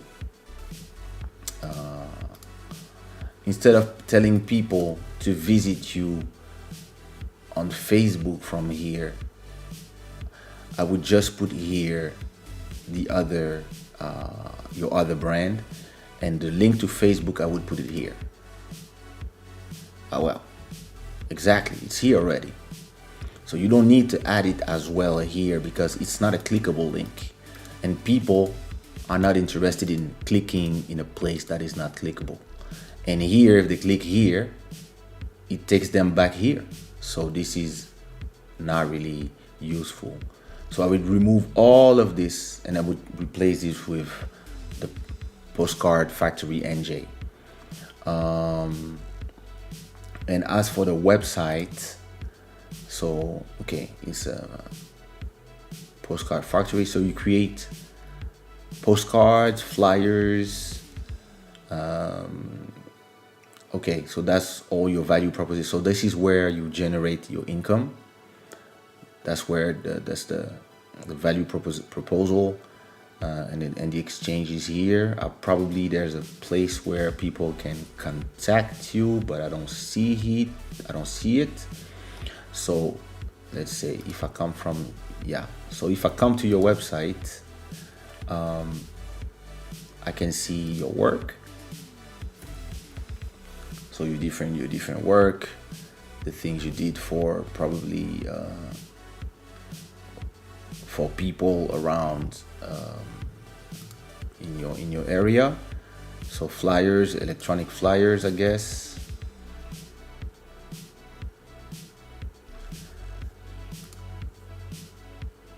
What is this? That's your graphic design, postcard, flyer. One thing I would say is they all look the same in terms, I don't know what is the difference between the postcard, the posters. They all look like flyers to me. They all something that are taking people to another place. So let me see, custom logo design, that's where you do logo for other people. Okay. I think I would, here there's a lot of, see that's all the different versions, but it's a little too cluttered. I believe I would put a little more space between those elements.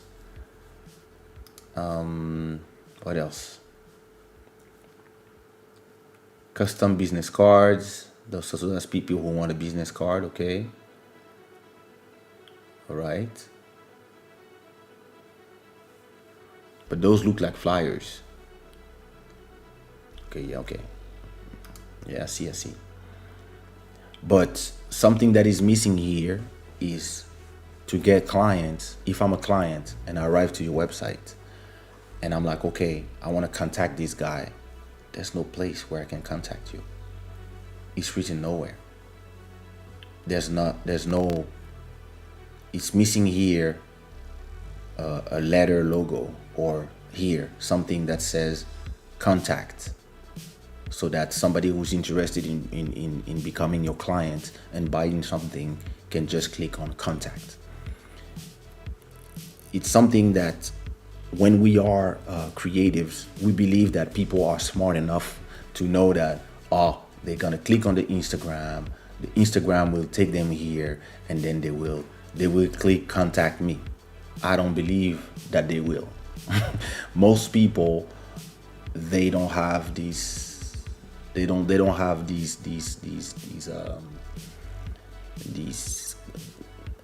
reflex. They're just gonna be like, fuck, I cannot contact him. Like, oh, so where do I contact him? There's no way to contact him. So okay, I'm not contacting him. Your email should be here somewhere, or there should be if you let me see, what did I put on my Sushiro website? You see, If you go to Kaysha, that's my. If you go on my, I know, so I went on the wrong one. If you go to the Kaysha website, well, I don't have a contact either because I'm not interested.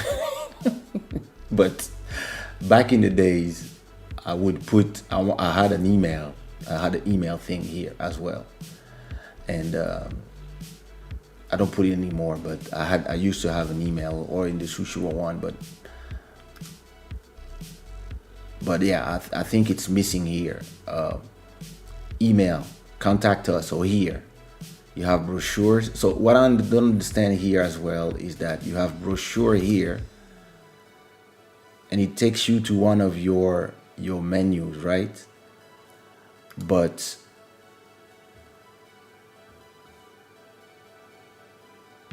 is the brochure here as well? Okay, so this is a little. I would remove brochures from here, and I would just put this, so you can have 9 of them and not just 3 here and then 2 here.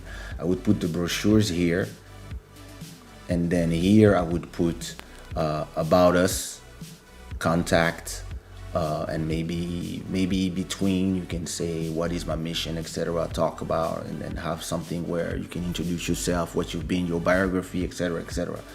And then a contact form. That's it. The contact is clearly missing if you are trying to attract clients. As for the podcast factory, so clearly you sell flyers. One problem with Instagram is that whenever you put too much text, Instagram shows your stuff to only 3% of your followers. So if you have 1,000 followers, only 30 people are seeing those things, because Instagram is not showing. It's a rule there. Instagram and Facebook, whenever there's too much text, people don't see it. And you will see, look, United would stand, you put this one, look, you have, okay, that was 20 minutes ago, so that's, okay, let's see this one. You look at this one. So you posted it 20 minutes ago, so you post a lot of stuff. So if you take this one, for example, you're gonna have like 5 likes and no comments, because there's a lot of text and nobody is seeing it, because Instagram is not showing it to other people. But if you post a picture of you, all of a sudden you have 25 likes and you have 2 comments. You see what I mean? Because, and I think then you should balance those posts with those posts. Maybe not post so much in the same so you post everything in 1 minute. I would post maybe one every hour, or every third. Yeah, one every hour. You keep them, you wait, and between those 6, if you could have more of this, maybe 3 like this and then 6 like this in between, you would create more engagement, because those things Instagram don't like to show it, because they think this is flyers for parties and people that are trying to do advertisement. So I would keep, when I have stuff like this, so it's me when I have these, for example, I have a bunch of them, covers, but I wait to put them. I put them strategically. I put them from time to time. I have, so you see, for example, I have my Club Shada highlights. I put them, but then I put something funny, because I know those people watch them a lot. 3,000 views, 30 comments, 6,000 views, 74 comments, 7,000 views, 95 comments. And then there's a little less for the Club Shada highlights, but still, but people come for this, but they see this. And then put some photos of me, you see there's a little less likes, but still. And then when I post something with a lot of text, all of a sudden 0 comment and only 123 likes, because Instagram is not showing it to people. The algorithm is made like that, like this. Soon as there's more than 20% of text on a picture, it's shown to only 3% of the people watching you. Look at this, no text, look at the difference. 100 likes, 800 likes. 15 comments, 0 comments. Pretty boy, they're happy. Flyer, they don't see it. But something funny, 20 comments, 6,000 views. So I tend to, for example, here I put a promo of one of my bombers for Shada wear, and with a photo of me, etc., etc. So this creates a little bit of engagement. 6 comments, 3,300 likes, but here 8,042, 6,043, because those are stupid stuff and people love stupid stuff online. And I put the things I sell in the middle, and not too much.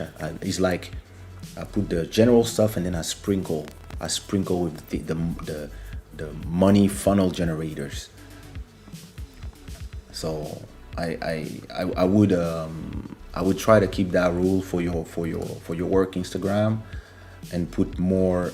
Maybe something that would be nice would be because this is really a problem with Instagram.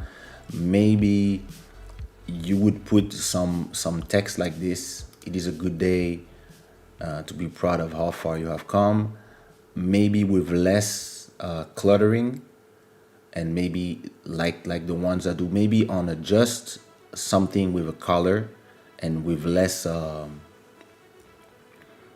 with just text, because people love the inspiration, and those could be the drivers with the photos of you and those type of photos. These could be the drivers to the rest, because if I come to your Instagram like that right now, there's so much stuff written that it could give you a headache. There's a lot of there's so much stuff that you don't really. For example, you see, instead of seeing this, I see so much, or seek ethical life. There's a lot of things that is distracting you from the things. I would, when you want to put those things, I would write them on just like this, more like this way. I would find, so instead of taking them in found, I would just rewrite them the way I do it. You see, I have my templates and I all write them in the same way. I have my, people don't realize, but I designed this in the back, and I have a little Kaysha.com here that is very discreet, and then you have the sentences, but they all look the same.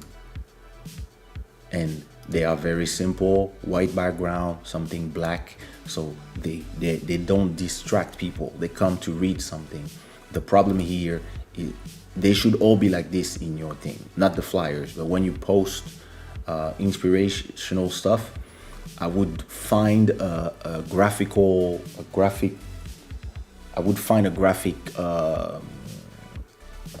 template that I would do myself. So since you're a graphics designer, something simple. You find a color when you want to write them, maybe all black and write in white. You find a font that is easy to read and that you like, and then you when you see something that you like, instead of taking a screenshot and reposting it, you redo it yourself. Since you're a designer, it's easy for you. You can do it on Canva, you can do it on Photoshop, whatever, and then instead of putting found, you put Postcard Factory NJ. You put it there at bam, here, small, and boom. And now, because that's what they do, don't think that they find all these things by themselves. They find them as well in other places. So and then this could be the place that creates the interest of the people, because you see here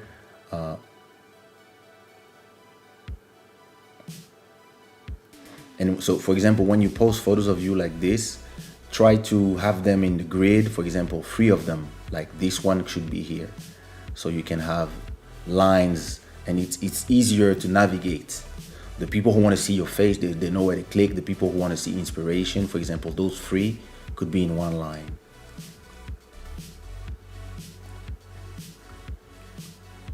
And for your personal Instagram, so then it depends. What is the role of your personal Instagram? Is it just to be your personal Instagram, or is it as well to send people to become your clients? If you want to send them to the postcard factory, then it has to be a discreet way, or is it something different? You just want to.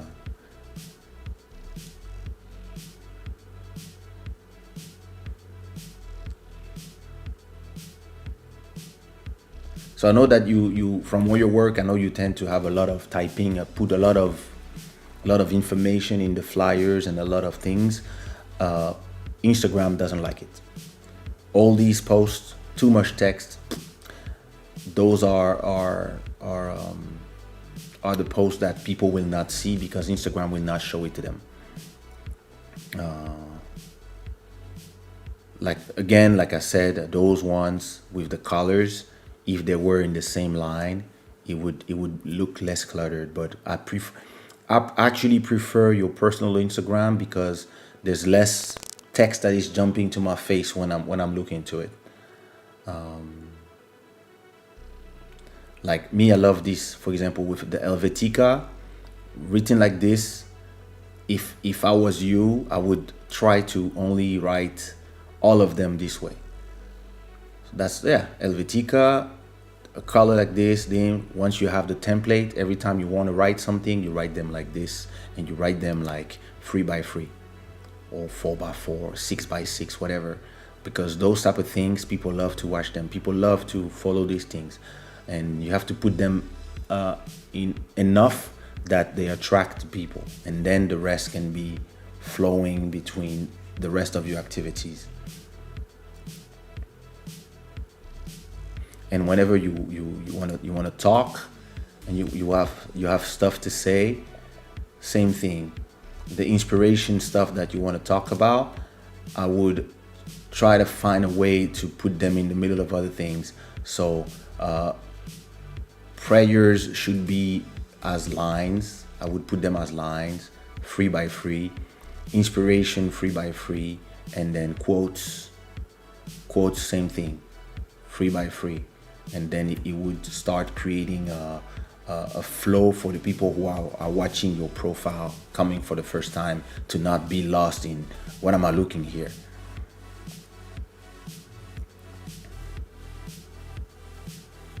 There you go. Are you still up? I don't know if people are here. Yeah, you guys are here. What is the stream saying? Ooh, 300 people. Almost. Nice. Nice. There you go, Mr. Simmons. Where we are.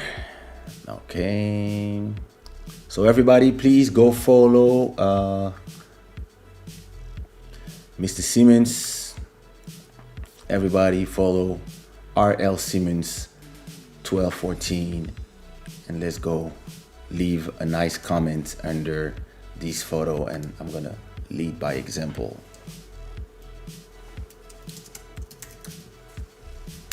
Bam.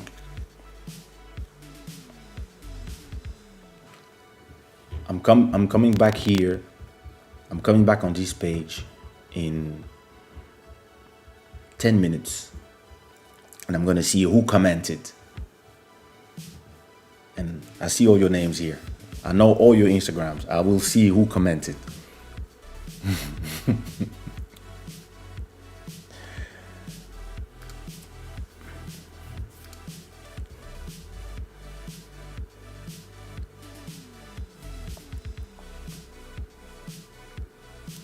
Virtual party have been generating some money. YouTube streaming, I agree. Yep.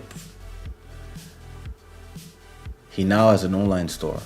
I know all of this. I'm his business advisor. So we talk about everything all the time. And yeah, I've seen, and he designed all his product himself, and he has a great eye. Actually, I'm going to be one of the first to support. I'm going to buy some stuff from the store. I started following you from Buddy's page when you were a guest DJ. Hey, you see, what she's saying it's called capturing. You are coming to somebody else's page or somebody else's live stream as a guest, and you capture some of the people who are there, and then they stay.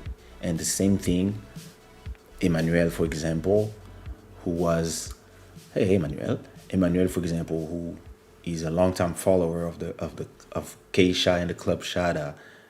She went to Buddy and she followed him on Instagram, and when his Buddy is live on Fridays on YouTube, she's there as well. And so what we do, we make sure that we're not live at the same time, so that our people don't have to choose. So you see what I mean? But that's important to capture. And as creatives, it is also great to do synergies between the different brands. To give you an example, since I play, for example, sometimes I do my Kaysha selections, right? 1 hour of playing some nice music. But I'm not a DJ.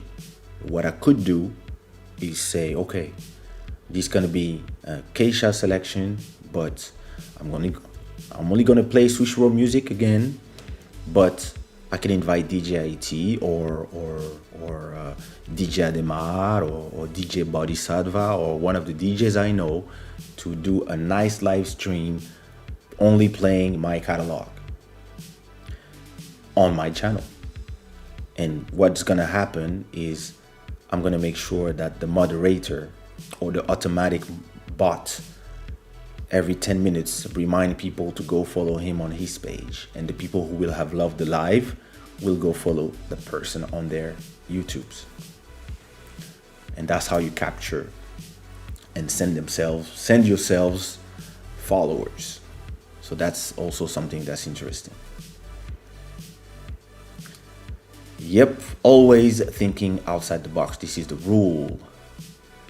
Emotion attracts. Sorry, I'm replying to stuff I said a long time ago, but I'm trying to take the time to say, wait a minute.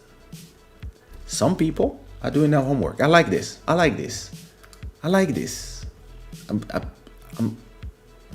okay.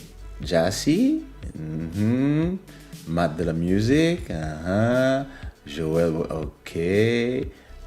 There you go. Okay. Follow. Jassy, I'm not following you.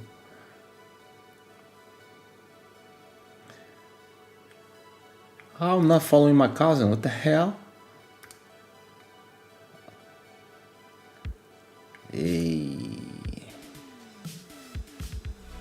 Alrighty. So let's continue.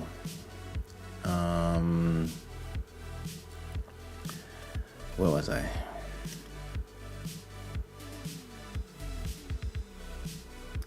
You're talking about the photo. That's crazy, huh? Was it my baptism? No, I don't remember what day was that. You like the critique? Thank you. Fun fact, Kaysha is Congolese. No, I'm Chinese.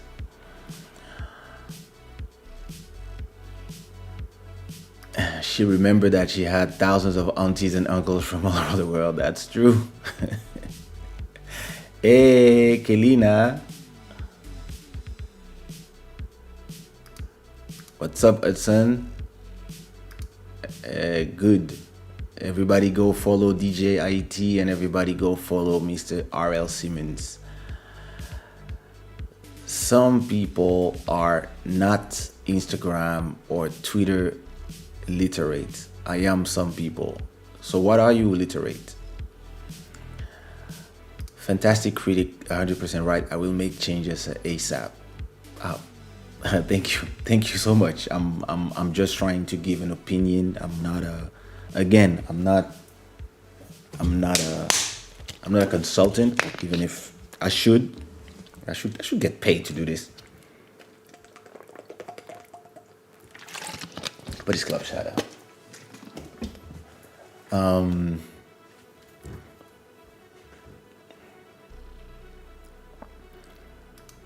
You just opened my eyes. Thank you. Redesign time. Ah, well, beautiful. Gotta love the Kaysha talks. Always teaching us something. We have to do another one together. That was fun.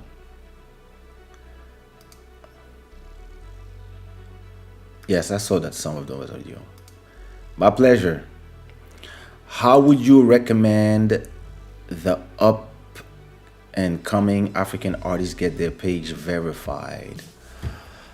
The verification with Instagram and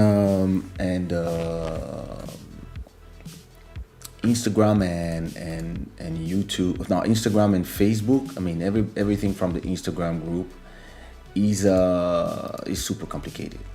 They Yeah, they are. You don't really know exactly they decide to verify you and out of where. I believe that it is not for me a goal to be verified, but it's great when you want your brand to be yours, right? But I believe that it's also important to, before being verified, you have to provide enough value for the followers and create a good amount of following so that after that you get verified, because the goal of the verification, when people think it's like I want the blue check because I want to feel like I'm part of something, like it's, people want to go in the club, they want to be in the VIP just to feel like they're in VIP, even if the VIP is super crowded. It's horrible to be there, and there's a lot of space out there. There's a lot of space in the rest of the club, but people want to be crammed in the VIP. And it's the same thing for the verification. A lot of people want the blue badge because they want to feel different and they want to be part of that club, but they forget that you have to provide the value first. So if I'm an upcoming young and up and coming African artist, I would focus on the process, focus on the work, which is focus on delivering value to my followers, making sure that the people who are watching me are enjoying the music, enjoying the posts, and that at a point Instagram feels that they have to prove to the people who are coming here that this page is verified and this is the real person. That's when they give you the verification badge. And then I believe that there's a space on Instagram where you can ask for the verifications. It's the verification. I think it's in the settings. But before doing it, you have to make sure that you have enough followers. So I wouldn't try before I get, I don't know, 30,000, 40, 50,000 followers. Before that, it's kind of useless. I mean, unless you're already famous and your record label can do it directly because they have the contact.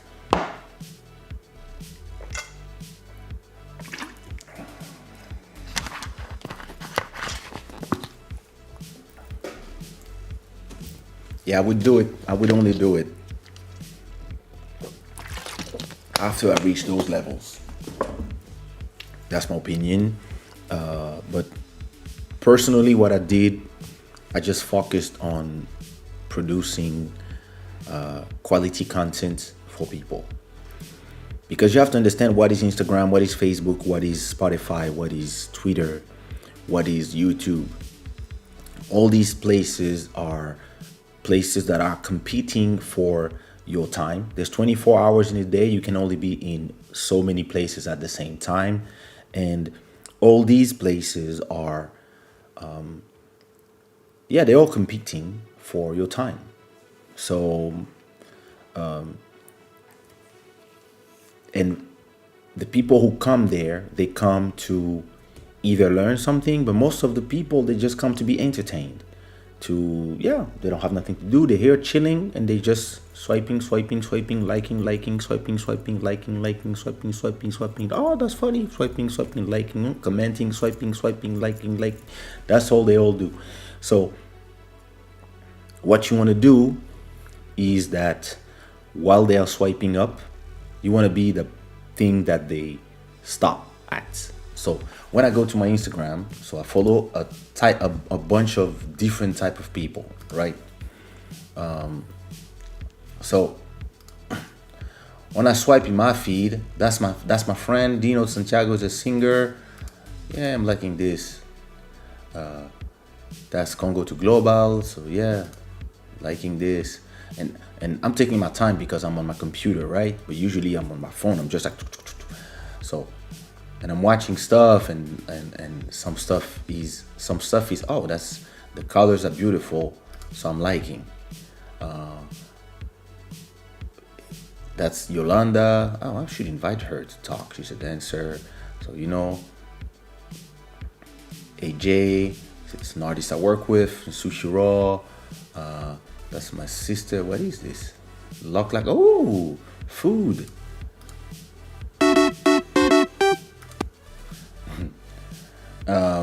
He's DJ Ademar, who's about to do a mix on Bruno's page. That's cool. When is it?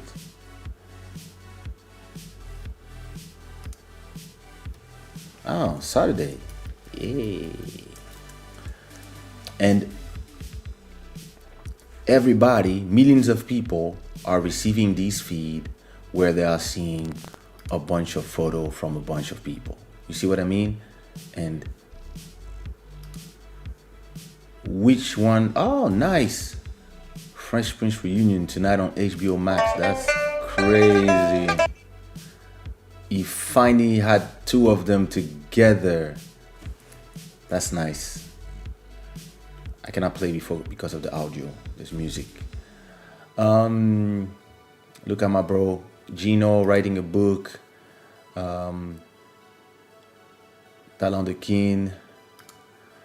And the reason I can like a lot of the things. I look at music feelings. Yay. So Lazuk official. Yeah. Because I unfollowed a lot of people that I'm not interested in what they say, my feed is actually only stuff that I'm interested in, and only people that I'm following because I know them. You see what I mean? And the point here, everybody wants to have a nice feed. Everybody wants to have a feed where they are liking what they see. You see what I mean? And if in the middle of that you have stuff that you people are not interested in seeing, they will not like them. If they don't like them, the algorithm will be like, he doesn't like those posts, and the algorithm will not show these posts again to the people who are taking their phone. And the people is trying to serve you things that you like because the platform, the algorithm is trying to make you stay as long as possible so that you can see as many ads as possible. And what your job as a creator, as the creator of the content, is to serve the algorithm. You're not here to serve yourself. You are here to serve the algorithm. What is the goal of the algorithm? The goal of the algorithm is people to engage in content and stay as long as possible in this platform and not go to Twitter or YouTube. They have to stay on Instagram. So if what you post serves the algorithm and serve that goal, that you make people stay in the platform more, and you click and you comment something, and every time you post something, they see that the followers comment, then the algorithm will be, this person makes people stay on the platform. So the algorithm will show more of your content. And then, if you go back to my episode named Dance with the Algorithm, I'm talking about that.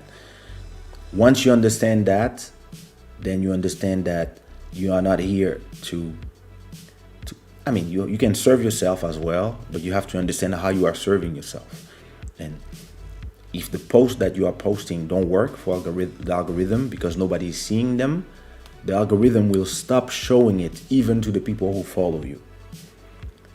If you do stuff from time to time or all the time or whatever that make people like the photos, comment on the photos, the algorithm will show more of that stuff. So you have to work on whatever you are delivering. You have to make sure that it is also helping that purpose happen.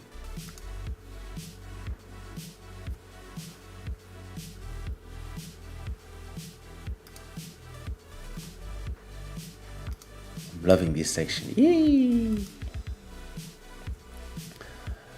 So yeah, so before I go, if anybody else has an Instagram to show, I will give you, in my opinion, because a lot of people are seeing, and they are, for them, the reason why they are only obtuse in one way of making music is because they only know one way.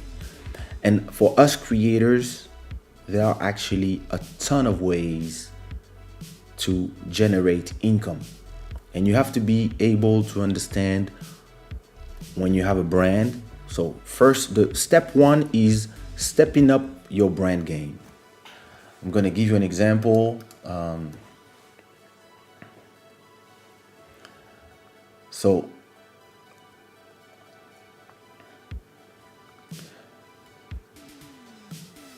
let me,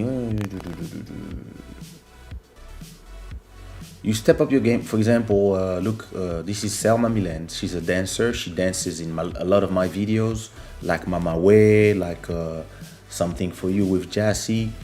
And so first of all, you have to make sure that the people are, so look, bookings, there it is. That's the Instagram for booking, the different studios she works with and her crew, right? And the last video she worked with. So everything is here.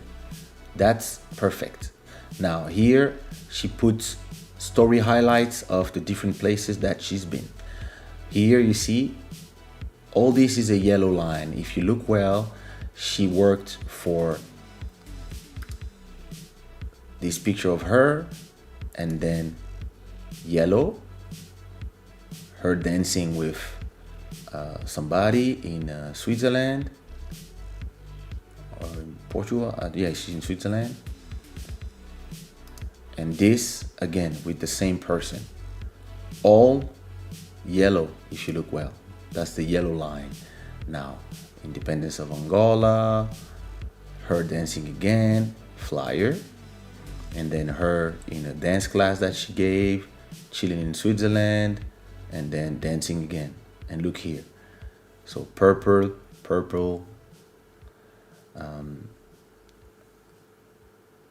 So I guess those three are together, you know.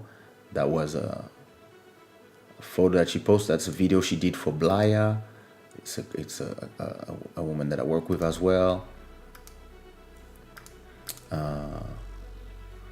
Again, so those three, they go together, those three. And once you have worked on the creation of your brand, and that you have enough people following your brand, 43,000 people. She's a dancer, so she has 43,000 people following. So she's monetized. How does she monetize? She monetized by being paid to dance in videos. She monetized by giving classes to people. She traveled to give classes. I don't know if she gives classes online, but that's one area where she could go as well. And then on the Instagram, she gives all the free stuff, free dancing, nice stuff that people can see, where people can see the dance move she has. And then you want to learn how to do it, boom, you can go and click on one of the link and be part of the classes that I give. or you can watch it, be like be Kaysha, being like, yo, I want this girl to dance in my next music video. You can be Davido, being like, yo, I love how she dances, I want to fly her somewhere, pay her, etc., etc. So this is how you are working on your brand as a dancer. For example, if you are a dancer, you must have a lot of videos, and you have to also the good thing is when a page like NWE Worldwide repost your dancing video, then boom, all of a sudden a lot of people will come from there. But this is just the branding part, right? Once you did the branding, what you need after that is to be able to monetize your brand. And there's a lot of ways to monetize your brand. So as a dancer, as I said, you can be paid to dance in music videos, be paid to dance in ads, be paid to dance at events, be paid to dance in corporate events, festivals. You can be paid to give classes, and you can also start doing classes online. You can even do dance sessions where you just dance and you film it on YouTube.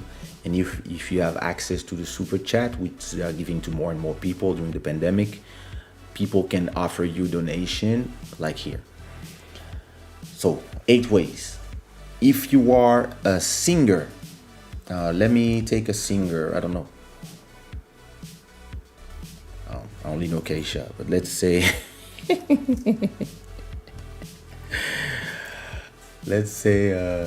Ciquat Pedro, for example. If you are a singer, you see, C4 is not, he has 1 million followers, and he's gonna post stuff like this, and this will create entertainment and emotion for all his followers, right? And now he's gonna post a lot of these videos. These girls are actually, it's a video of them, and he put his own song Pel Negra, where he's celebrating black women, and he posts a lot of those. And then this is where he gets the money. Buy is a sponsor. They sponsor him. He's doing a lot of promo for him. It's a bank in Angola. And then he puts a lot of him singing songs, and this is creating excitation when there's songs that are unreleased. This generates an excitation for the songs that are coming. Okay, so he's been building his brand. Of course, he loves a lot of basketball. He's a fan of basketball. So when he's here doing hooks and posting stuff of him playing sports, this is participating to the building of his brand as somebody who's very competitive and loves the challenges and stuff. And then he has a lot of, of course, family stuff with the daughter that we've seen grow on his Instagram. And the question you ask yourself is, so how do you as a singer, how do you monetize? So you have a ton of ways to monetize as a singer. You can shows. So for now it's dead, no shows. You can sing on your YouTube, either with people, or you can close,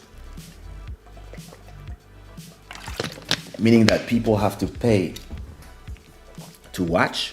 You can do this on YouTube through the memberships, or you can do it on a separate website. If you have enough power to have people take tickets, you can do it. You can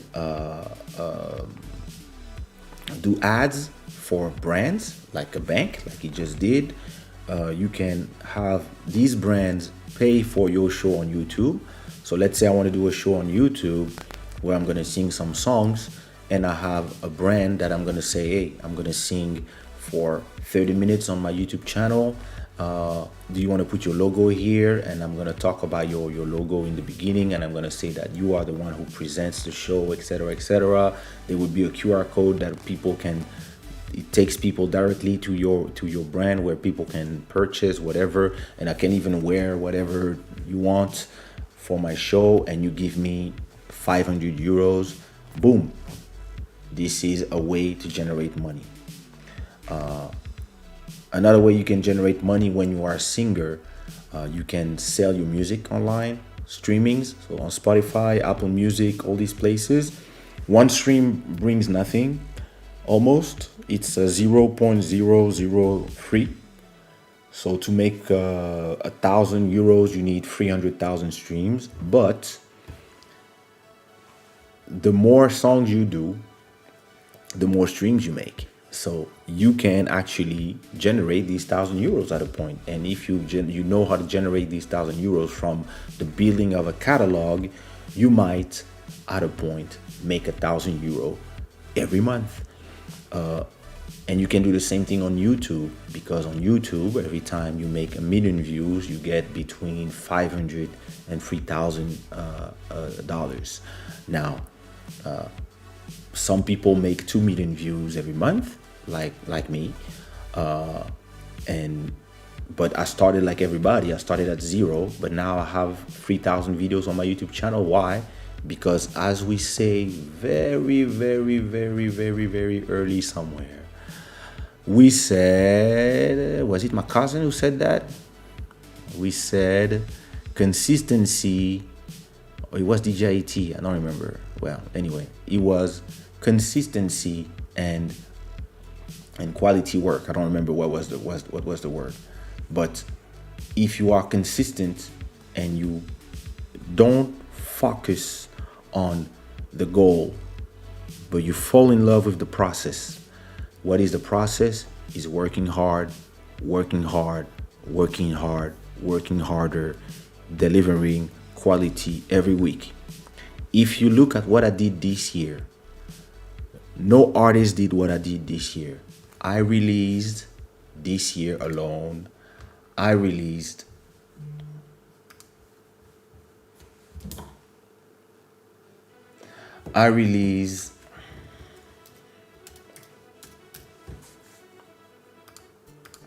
oops. I put some Kaysha. Oh, let me change the music. Let me put some Afrobeat. What could I play? Ooh, I love this one. So let me go back to Kaysha. I have released one single every week since August, since after getting married. So this was Friday, last Friday, Friday before. Look at all the things that I have been releasing.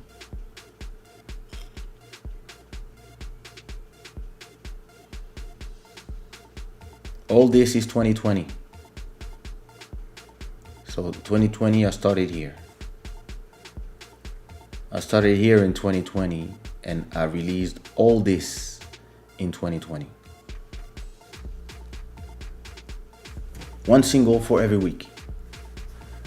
And yeah, if you look at my stats on Spotify,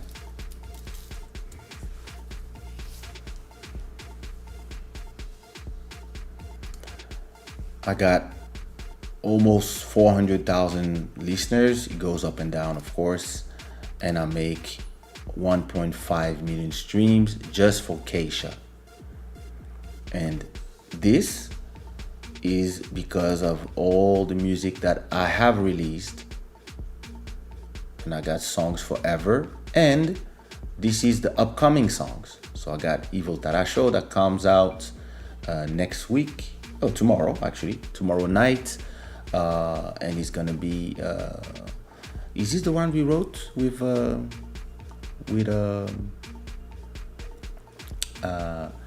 Miss Ellis and Miss Julie? Yeah, that's the one, I think. It is.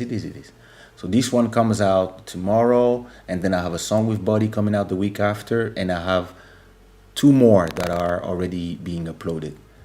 And I also have one with on next week. I have a new one with Lisa Lopez. So you see, all these things is not a question of, it's not magic. It's just consistency and bringing quality work all the time, all the time, all the time.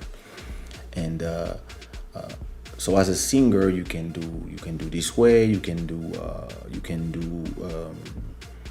where was I? You can stream. You can also make copyright money for writing for other people. So it's not just writing one song. If you write a lot of songs for artists, like I do, I receive around, I think this year I receive 20,000 euros just from songs that I wrote for Portuguese artists, and plus all catalog. But I receive a lot of money for songs that I did for Blaya and a song that I did for Anselmo Ralph. These two artists brought me a lot of this money. I also did some instrumental for TV stations. So every time there's the journal or this or that, some of these instrumental, that little jingles of 30 minutes that I did between shows. I did this for Trace TV. I do this for other TV stations. This is passive income, which means passive income is money that you don't need to be active to generate. It's money that just comes.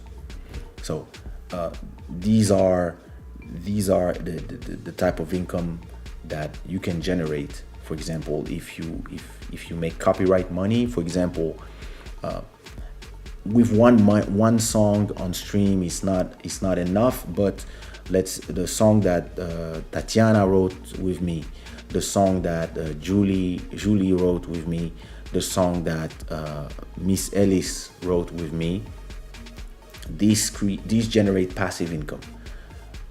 I don't know, these songs might generate 20 euros to divide in 4. It's nothing. So that's going to be 5 euros per year for everybody. But now multiply this by 100 songs. That's 500 euros. And if you have a hit in there, a song that plays in radio, or a song that goes in a novella, or what goes in the movies, all of a sudden, instead of sharing 20 euros, you might share 100,000 or a million. It depends. Or if Beyonce says, I love this song. You see what I mean? Those are the type of things that happen when you can sorry.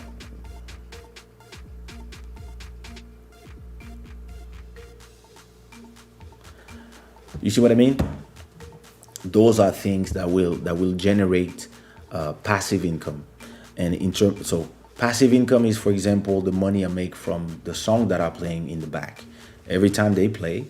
So that's why I tell people, if you want to support and you cannot put a super chat, but you have a Spotify account, go and listen to my songs. Go before you go to sleep after this live, put my latest album, African Prince, and just play it in repeat while you are sleeping. Turn the volume down and just let it play. What will happen is that these generate passive income, which is passive income is income that you make while you sleep. You don't need to be active to do it. So every time you're gonna have songs on Spotify, songs on YouTube, songs on SoundCloud, songs of one of these platforms.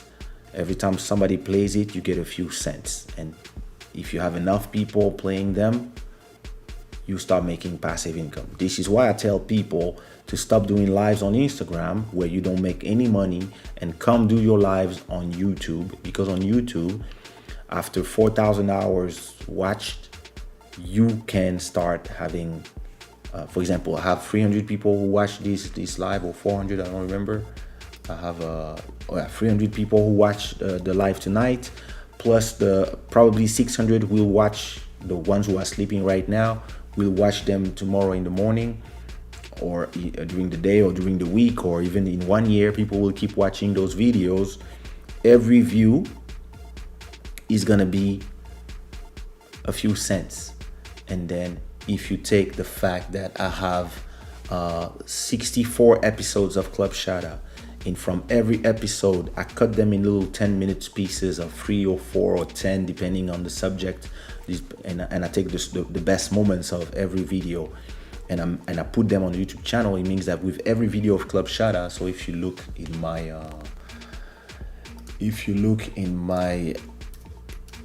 YouTube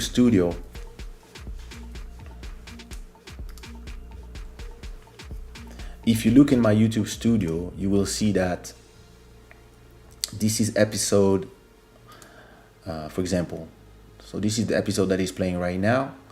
So this is what we are recording right now, and those are all the other episodes of Club Shada. Okay, so let's say this is episode 63, Know Your Worth, or no, let me take a good episode, 55 with Lydia. So we did a great episode with Lydia. I'm still waiting for her to do a YouTube channel, but from this episode, I generated, if I find them. So much stuff. Oh, okay, there they are.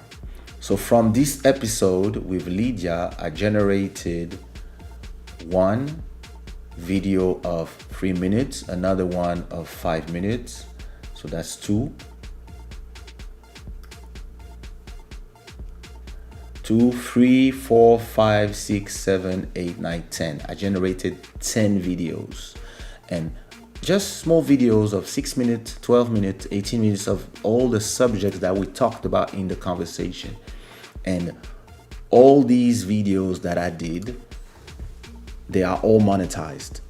And all of them also have links to shadaware.coms, links to my different places, my Instagram, my thing, and all these videos are potential leads to a customer buying a t-shirt, or customer listening to a music somewhere.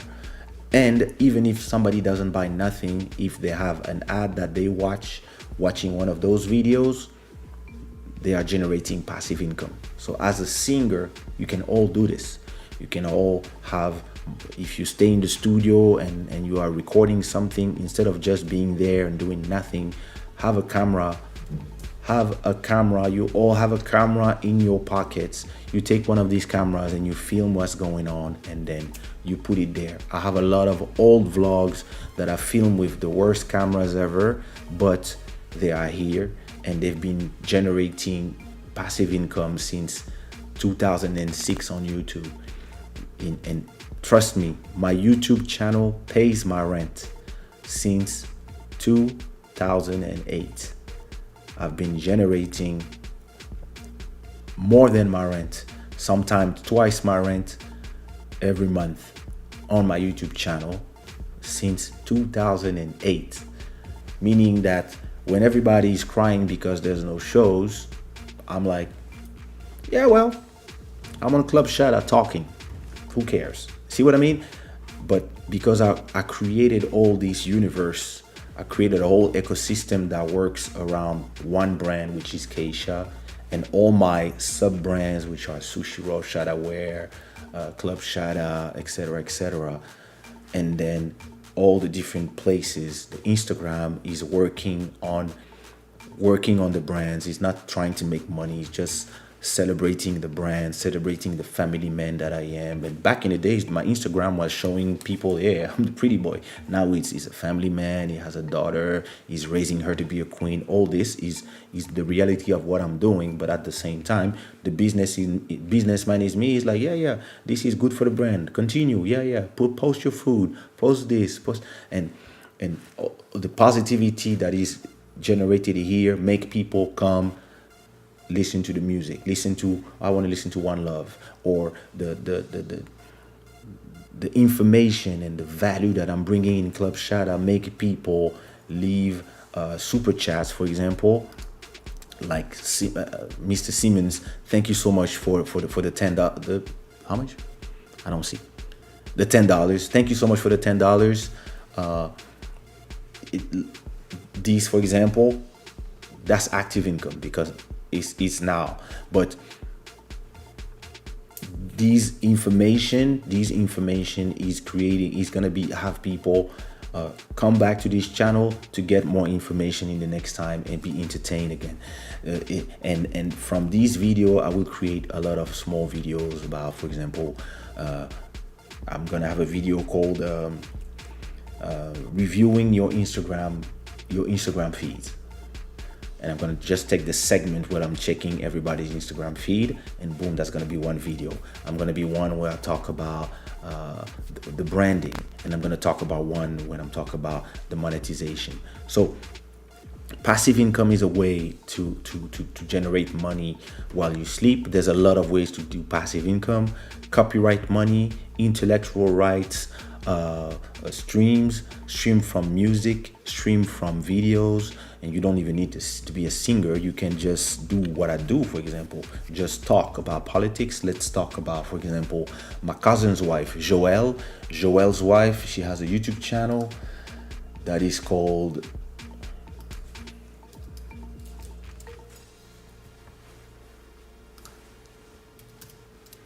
The Dali Show. Dali or Dalia? Oops, if I don't find that channel, she's gonna be pissed. I'm trying to write Dahlia in the right way. Oh, it's Dali. It's not Dahlia. Oh my God, my sister-in-law. I'm destroying her name. So, if you look, for example, at my sister-in-law's channel, there's still a lot of work to do, but something I was talking to with Joelle, my cousin and her husband, I was telling him that it would be great that from these videos that she does of 2 hours, it would be great. I found it. Come on. Respecte-moi un peu. So, we were having a conversation with my cousin, and I was telling him that something that is very effective on YouTube is when she have a debate, for example, about should the woman be submissive to her man, and she's talking about a lot of subject where Joelle behind the camera must be like but when she has a show of 2 hours like this one, if she takes some subject and she makes some extracts, some clips of 10 minutes of one video, then she can generate more views and more interest from the people who don't want to watch a whole 2-hour show. My critic here of this channel would be that it's missing here. For example, from this video, there's only one highlight. No, wait. There's one video. I see one highlight, 2 highlights. There should be more highlights per video. For each episode that you do, you should try, especially for a 2-hour episode, I think you should work on having, for every episode, you should have, in my opinion, a minimum of 5 highlights per episode. And what I do now is that the next day after the episode, the first thing I do is I cut my highlights. I try to have this discipline. So tomorrow morning when I wake up after my jog, I come here and I'm gonna do all the highlights of this show. And so you should have on the channel, if I look at her videos, you see she's now starting to have, since the show started, she's now starting to have a few things here. And you see this one has one show of 1 hour and a half plus 2 highlights, but that's not enough, because I'm sure that she's listening. Salut cousine. So from one video here of 1 hour and 35, I would put 1, 2, another 3. You need 5 highlights. Why? Because some people will not come and watch your whole show, but some people will watch one highlight of one interesting part, and then after that, if they're entertained, they will watch another one, then they will watch another one, they watch one. And to give you the example of this, me this morning when I woke up, I went to your channel and I watched this video, Anake par un ami, then I watched this one. No, I didn't watch the whole one. Then I watched this one. Then I watched this. I watched this.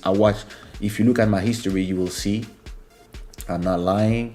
I watched. When did I look here? I watched These are all the videos from your channel that I watched this morning. And you see, I only looked at highlights. You see what I mean? That's what I did this morning. I watched a bunch of your highlights.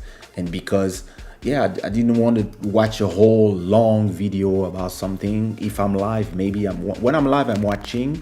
And there's some people that I love to watch. I watch them all the time.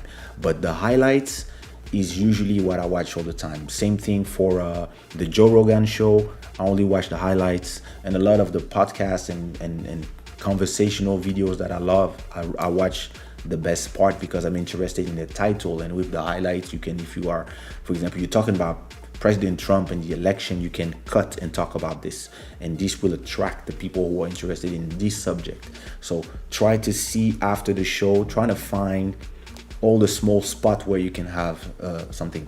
Another critic that I have of your channel is that when I come to your channel, you didn't send me the link, but let me do it quickly. When I come to the channel, all I see is this. So it means that when I click, I have a choice between those 6 videos, and then I can continue watching something. But what you should do is create a playlist with the shows, only the shows, another playlist with the highlights, and you have here a second line with just the highlights, and then maybe another playlist of just subjects about couples, and then you put them here, and another one about, I don't know, Congo or politics, and then you start organizing them. So to give you an example, if you come to my channel, if you go to my channel, you're gonna have my uploads, you have Club Shada, and then you have Club Shada highlights or clips, you can call it. So those are my latest highlights from that. Those are the highlights from Sunday shows, and those are my shows one by one. So there's one that is live right now. Then you have all the others that you can watch. If you want to watch the full shows, it's here. If you just want to watch highlights, you can just play here, and it would play all the highlights one by one. And here you have all my highlights from all my shows. And here you have all my vlogs. And here you have my music. In here you have my most popular music videos. Here you have my singles if you want to listen to music only. If you have only my music videos, this is my latest album. These are only my shows, if you want to watch my shows only. And this is the music I produce, and this is more playlists from, but I have a lot of videos, so I'm organizing. But when you come to my channel, you see that you have a lot of work to do. You have a lot of things that you can see. If you just came here to watch my music videos, boom, all you have to do is click, and you can start watching music videos. You see what I mean? And I think that this is missing in your channel, especially when you watch from a TV, because what you do here will also reflect when you watch from the TV. I cannot turn my camera to the TV, but when I watch your thing, I cannot, it's not organized. So it's like I watch from the latest to the latest. So what you do is usually when you watch your channel, you can come here and click on customize your channel. You can customize your channel, and you can add sections, and each section you can choose a playlist, uploads and stuff. And so every time you do a video, you select your content, you select your videos. For example, you select everything that is a highlight or extrait de whatever thing, and you put them in a playlist here. You put them, see, Club Shada highlights, and you can put them in whatever playlist you have. And for example, me, when I tell stories, for example, about stuff that happened, for example, the story about the guy who built the hotel in 5 minutes, that story, I have a story, I have a playlist called Story Time, where every time I tell funny story that happened to me, I put them there. So I think that when you do this, it will really help your channel, especially for people coming for the content. They can go really to the content that they're interested in, and you can use playlists to do that, and then transform the playlist into the organization of your channel. And maybe I would I think now that I like the style that you have here with your new decor here. I would change this photo and do something a little more, a little nicer, and I would play also on the TV to see how these come out on a photo. I think this is important too, but that organization I think is super important. And you already have the playlist? No, you don't have playlists. So you have to do playlists and start organizing all the highlights together, all the and all the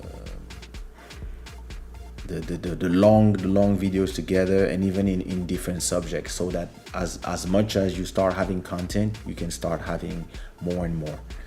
Some channels, how they organize it is like they do, for example, a different organization, but it's a little longer. But what they do is they do one playlist, for example, for one day. So like the day September 7th of September 2020, and they put the full show plus all the different highlights from that show. And then every time they have a new show, they do a new playlist for just that day. But it's more complicated because then you have to always change and stuff, so people tend to forget. I really believe that doing a playlist with the highlights, a playlist with the main shows, and a playlist with whatever, maybe if you have different shows, because something you can do, for example, because I know you have two channels, you can also in a playlist put the videos from your other show, and you can put them as a third line, for example, and so that people who only follow you on this channel can find the videos from this. So to give you an example, on my channel,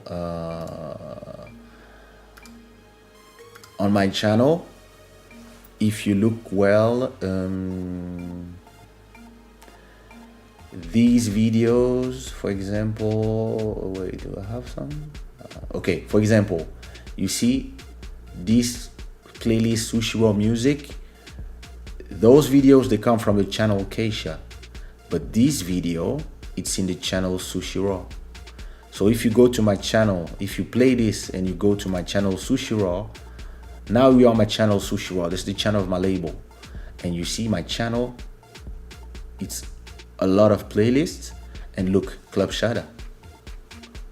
So it's the label, right?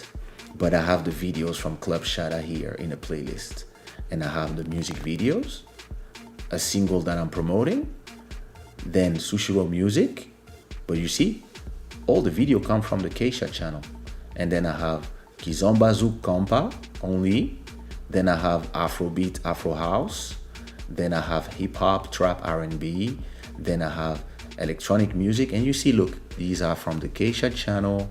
These are all the video come from my channel. And see, this is Sushi Raw. It's people, interviews and stuff.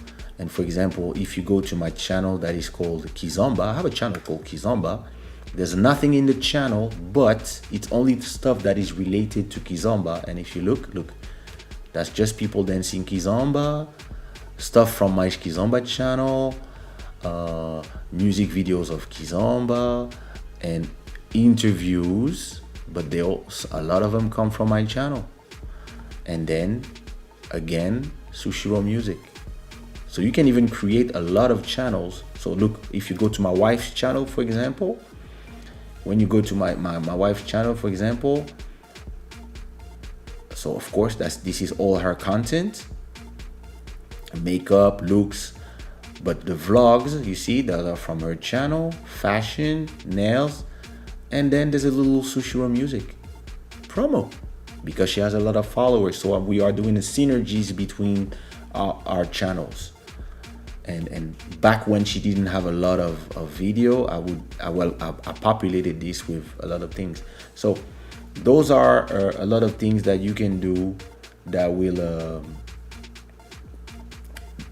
that in my opinion will create a lot of value for your channel. because you see, when you come to my channel, you really have a lot of choices to where you can go. So yeah, that was the last one for the road.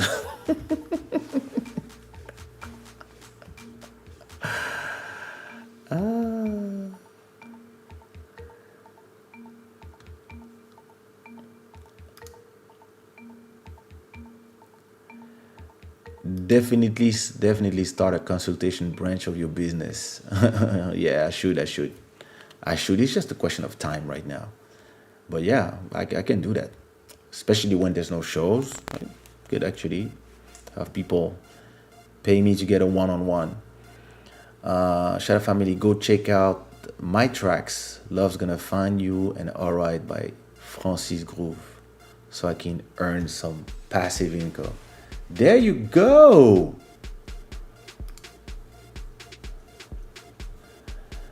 So let me see. I cannot play them on my channel for copyright reasons, but Francis Groove. That's this one. Did you write them? Love's Gonna Find You. Love's Gonna Find You. There you go. Let me see. All right. Okay. Yeah, I'm gonna check them out. So wait, I'm gonna put the link here so that. No, wait. I'm gonna put your songs. So what are the songs? All right. It's All Right, Take My Hand. That's the one. Copy album link so we can generate some income for the sister. And the other one is, what was the other one? Love's Gonna Find You. Love's Gonna Found You. Oh, that's a remix. It's the same thing. Copy link. So everybody, go check out those songs. I put the links in there.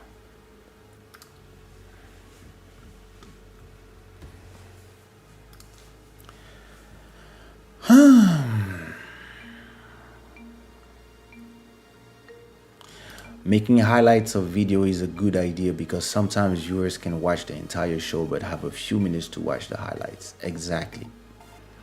And that's why Buddy started doing highlights as well. I told him, hey, you can do highlights for your DJ show. It's the same thing, like where you play some things that's important, or some of your songs, or when you are saying something in the middle of the live.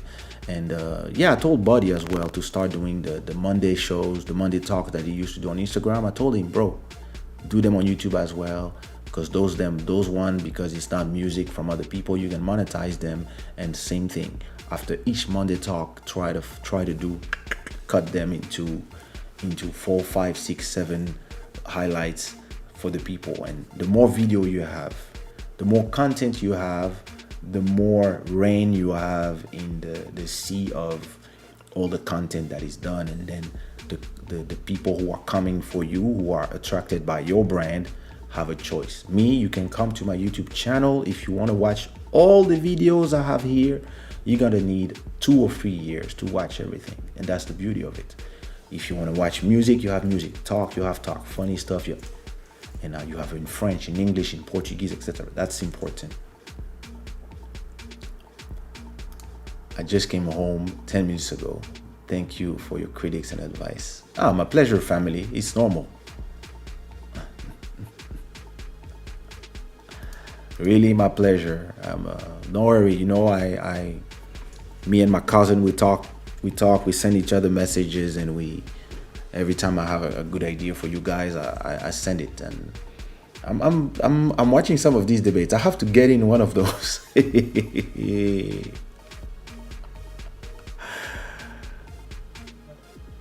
Nice. Yeah, you guys should also all go to Dalia's shows and subscribe. There are some very interesting stuff, but most of them are in French, I think. Oh, beautiful, nice, good.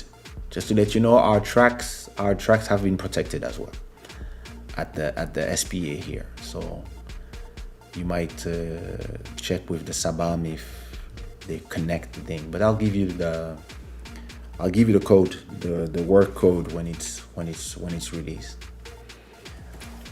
So yeah, guys, listen, it was an amazing episode. We went, me. I just pick a subject and I improvise. Those are never prepared. So I hope you had a lot of value from this, and that you are following a lot of the people that are here part of the gang, and that we can. And I will go more in depth in passive income, because there's a lot of different ways to do passive income, and I think passive income deserve its own video, because it's a vast subject, and I really wanna. It would take me another 2 hours to just talk about what passive income is, but we have time. In a future episode we will do that. But yeah, make sure always that you protect your brand, you work on your brand, you make sure that your brand is well presented, and that you understand how each platform is useful for your brand. And a mistake that a lot of people do is posting the same thing everywhere. This is not a good idea, because the person who follows you in every places will not click 5 times to like your content in 5 places. They will only watch it on Instagram, for example, and if you post it on the other places, if they follow you there, they will not click. And for the platform, it will be that, oh, they're not interested, so they will show less of your content. So you lose when you do this.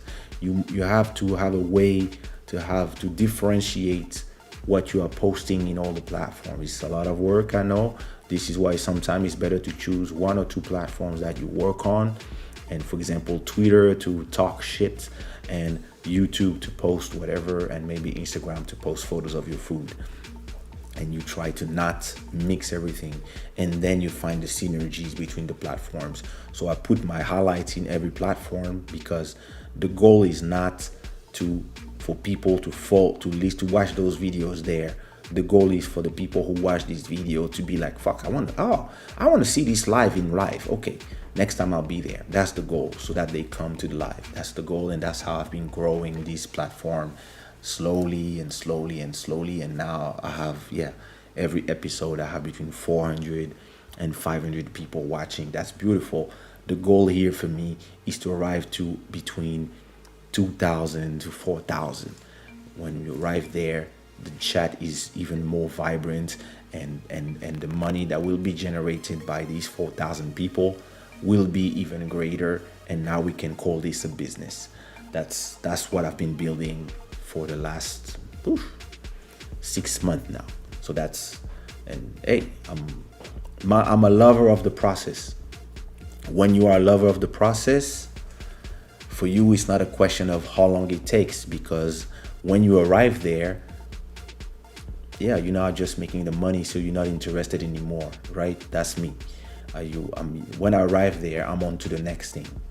So fall in love with the process, and just take the right steps from the beginning, so you don't have to correct afterwards. I remember when I had to select back then I had, 400 vlogs, and I have to select them one by one to create the vlog playlist. That was a nightmare. So if you can start organizing everything that's in your channel as playlists, it's better to do it now, when you don't have a lot of videos, and when it's easy to do. And every time you upload a new video, you already select the playlist where it's supposed to go, and then the organization does itself by itself. And then, for example, Dalia, you have 2 channels. You can also use this, so that on your other channel you have a playlist that plays the clips and the episodes of the other channel, and now your 2 channels are sending each other people. That's an example of how you can do a synergy between your channels. And you can even, whenever you appear on somebody else's channel, or for example, when you will do all the highlights from our conversation, our interview that we did a few months ago, when you have the main, I mean, the main video is there, but when you create all the highlights, same thing. I will be able to then take all these videos and put them in my playlist as well to send you followers. So I hope you enjoyed this yeah, this that today was masterclass. I hope you enjoyed. I hope it was valuable to you. As always, follow my example when you want to create a good brand. Make sure you know how to present it, and then make sure that you are generating value to the people who are watching you. So if you enjoyed this episode of the Club Shada, give me a lot of hearts, fires, stars in the comments. And while I'm choosing the song that I'm gonna use to, I already know which one. While I'm choosing the song that I'm gonna play to you, is gonna be a song from my album as Diamantero Comania, and I have this song called. Let me put more sound on Spotify. There you go. It's a song called Tactical Warfare. It's calm, and it's one of the style that I fell in love with, and. So yeah, I really hope that you had a great time as always. And since now I'm not a singer anymore, I'm just a guy who talks on YouTube. I guess I will see you Sunday. This show has been brought to you by shadaware.com. Let me go in night mode, and I will see you Sunday. Thanks a lot for your time. Thanks a lot for your support. Thanks a lot for your presence. It means a lot to me. I love our community. I hope we can grow our community with only quality people like you guys. And I hope you spend a rest of a great week. And we see each other Sunday.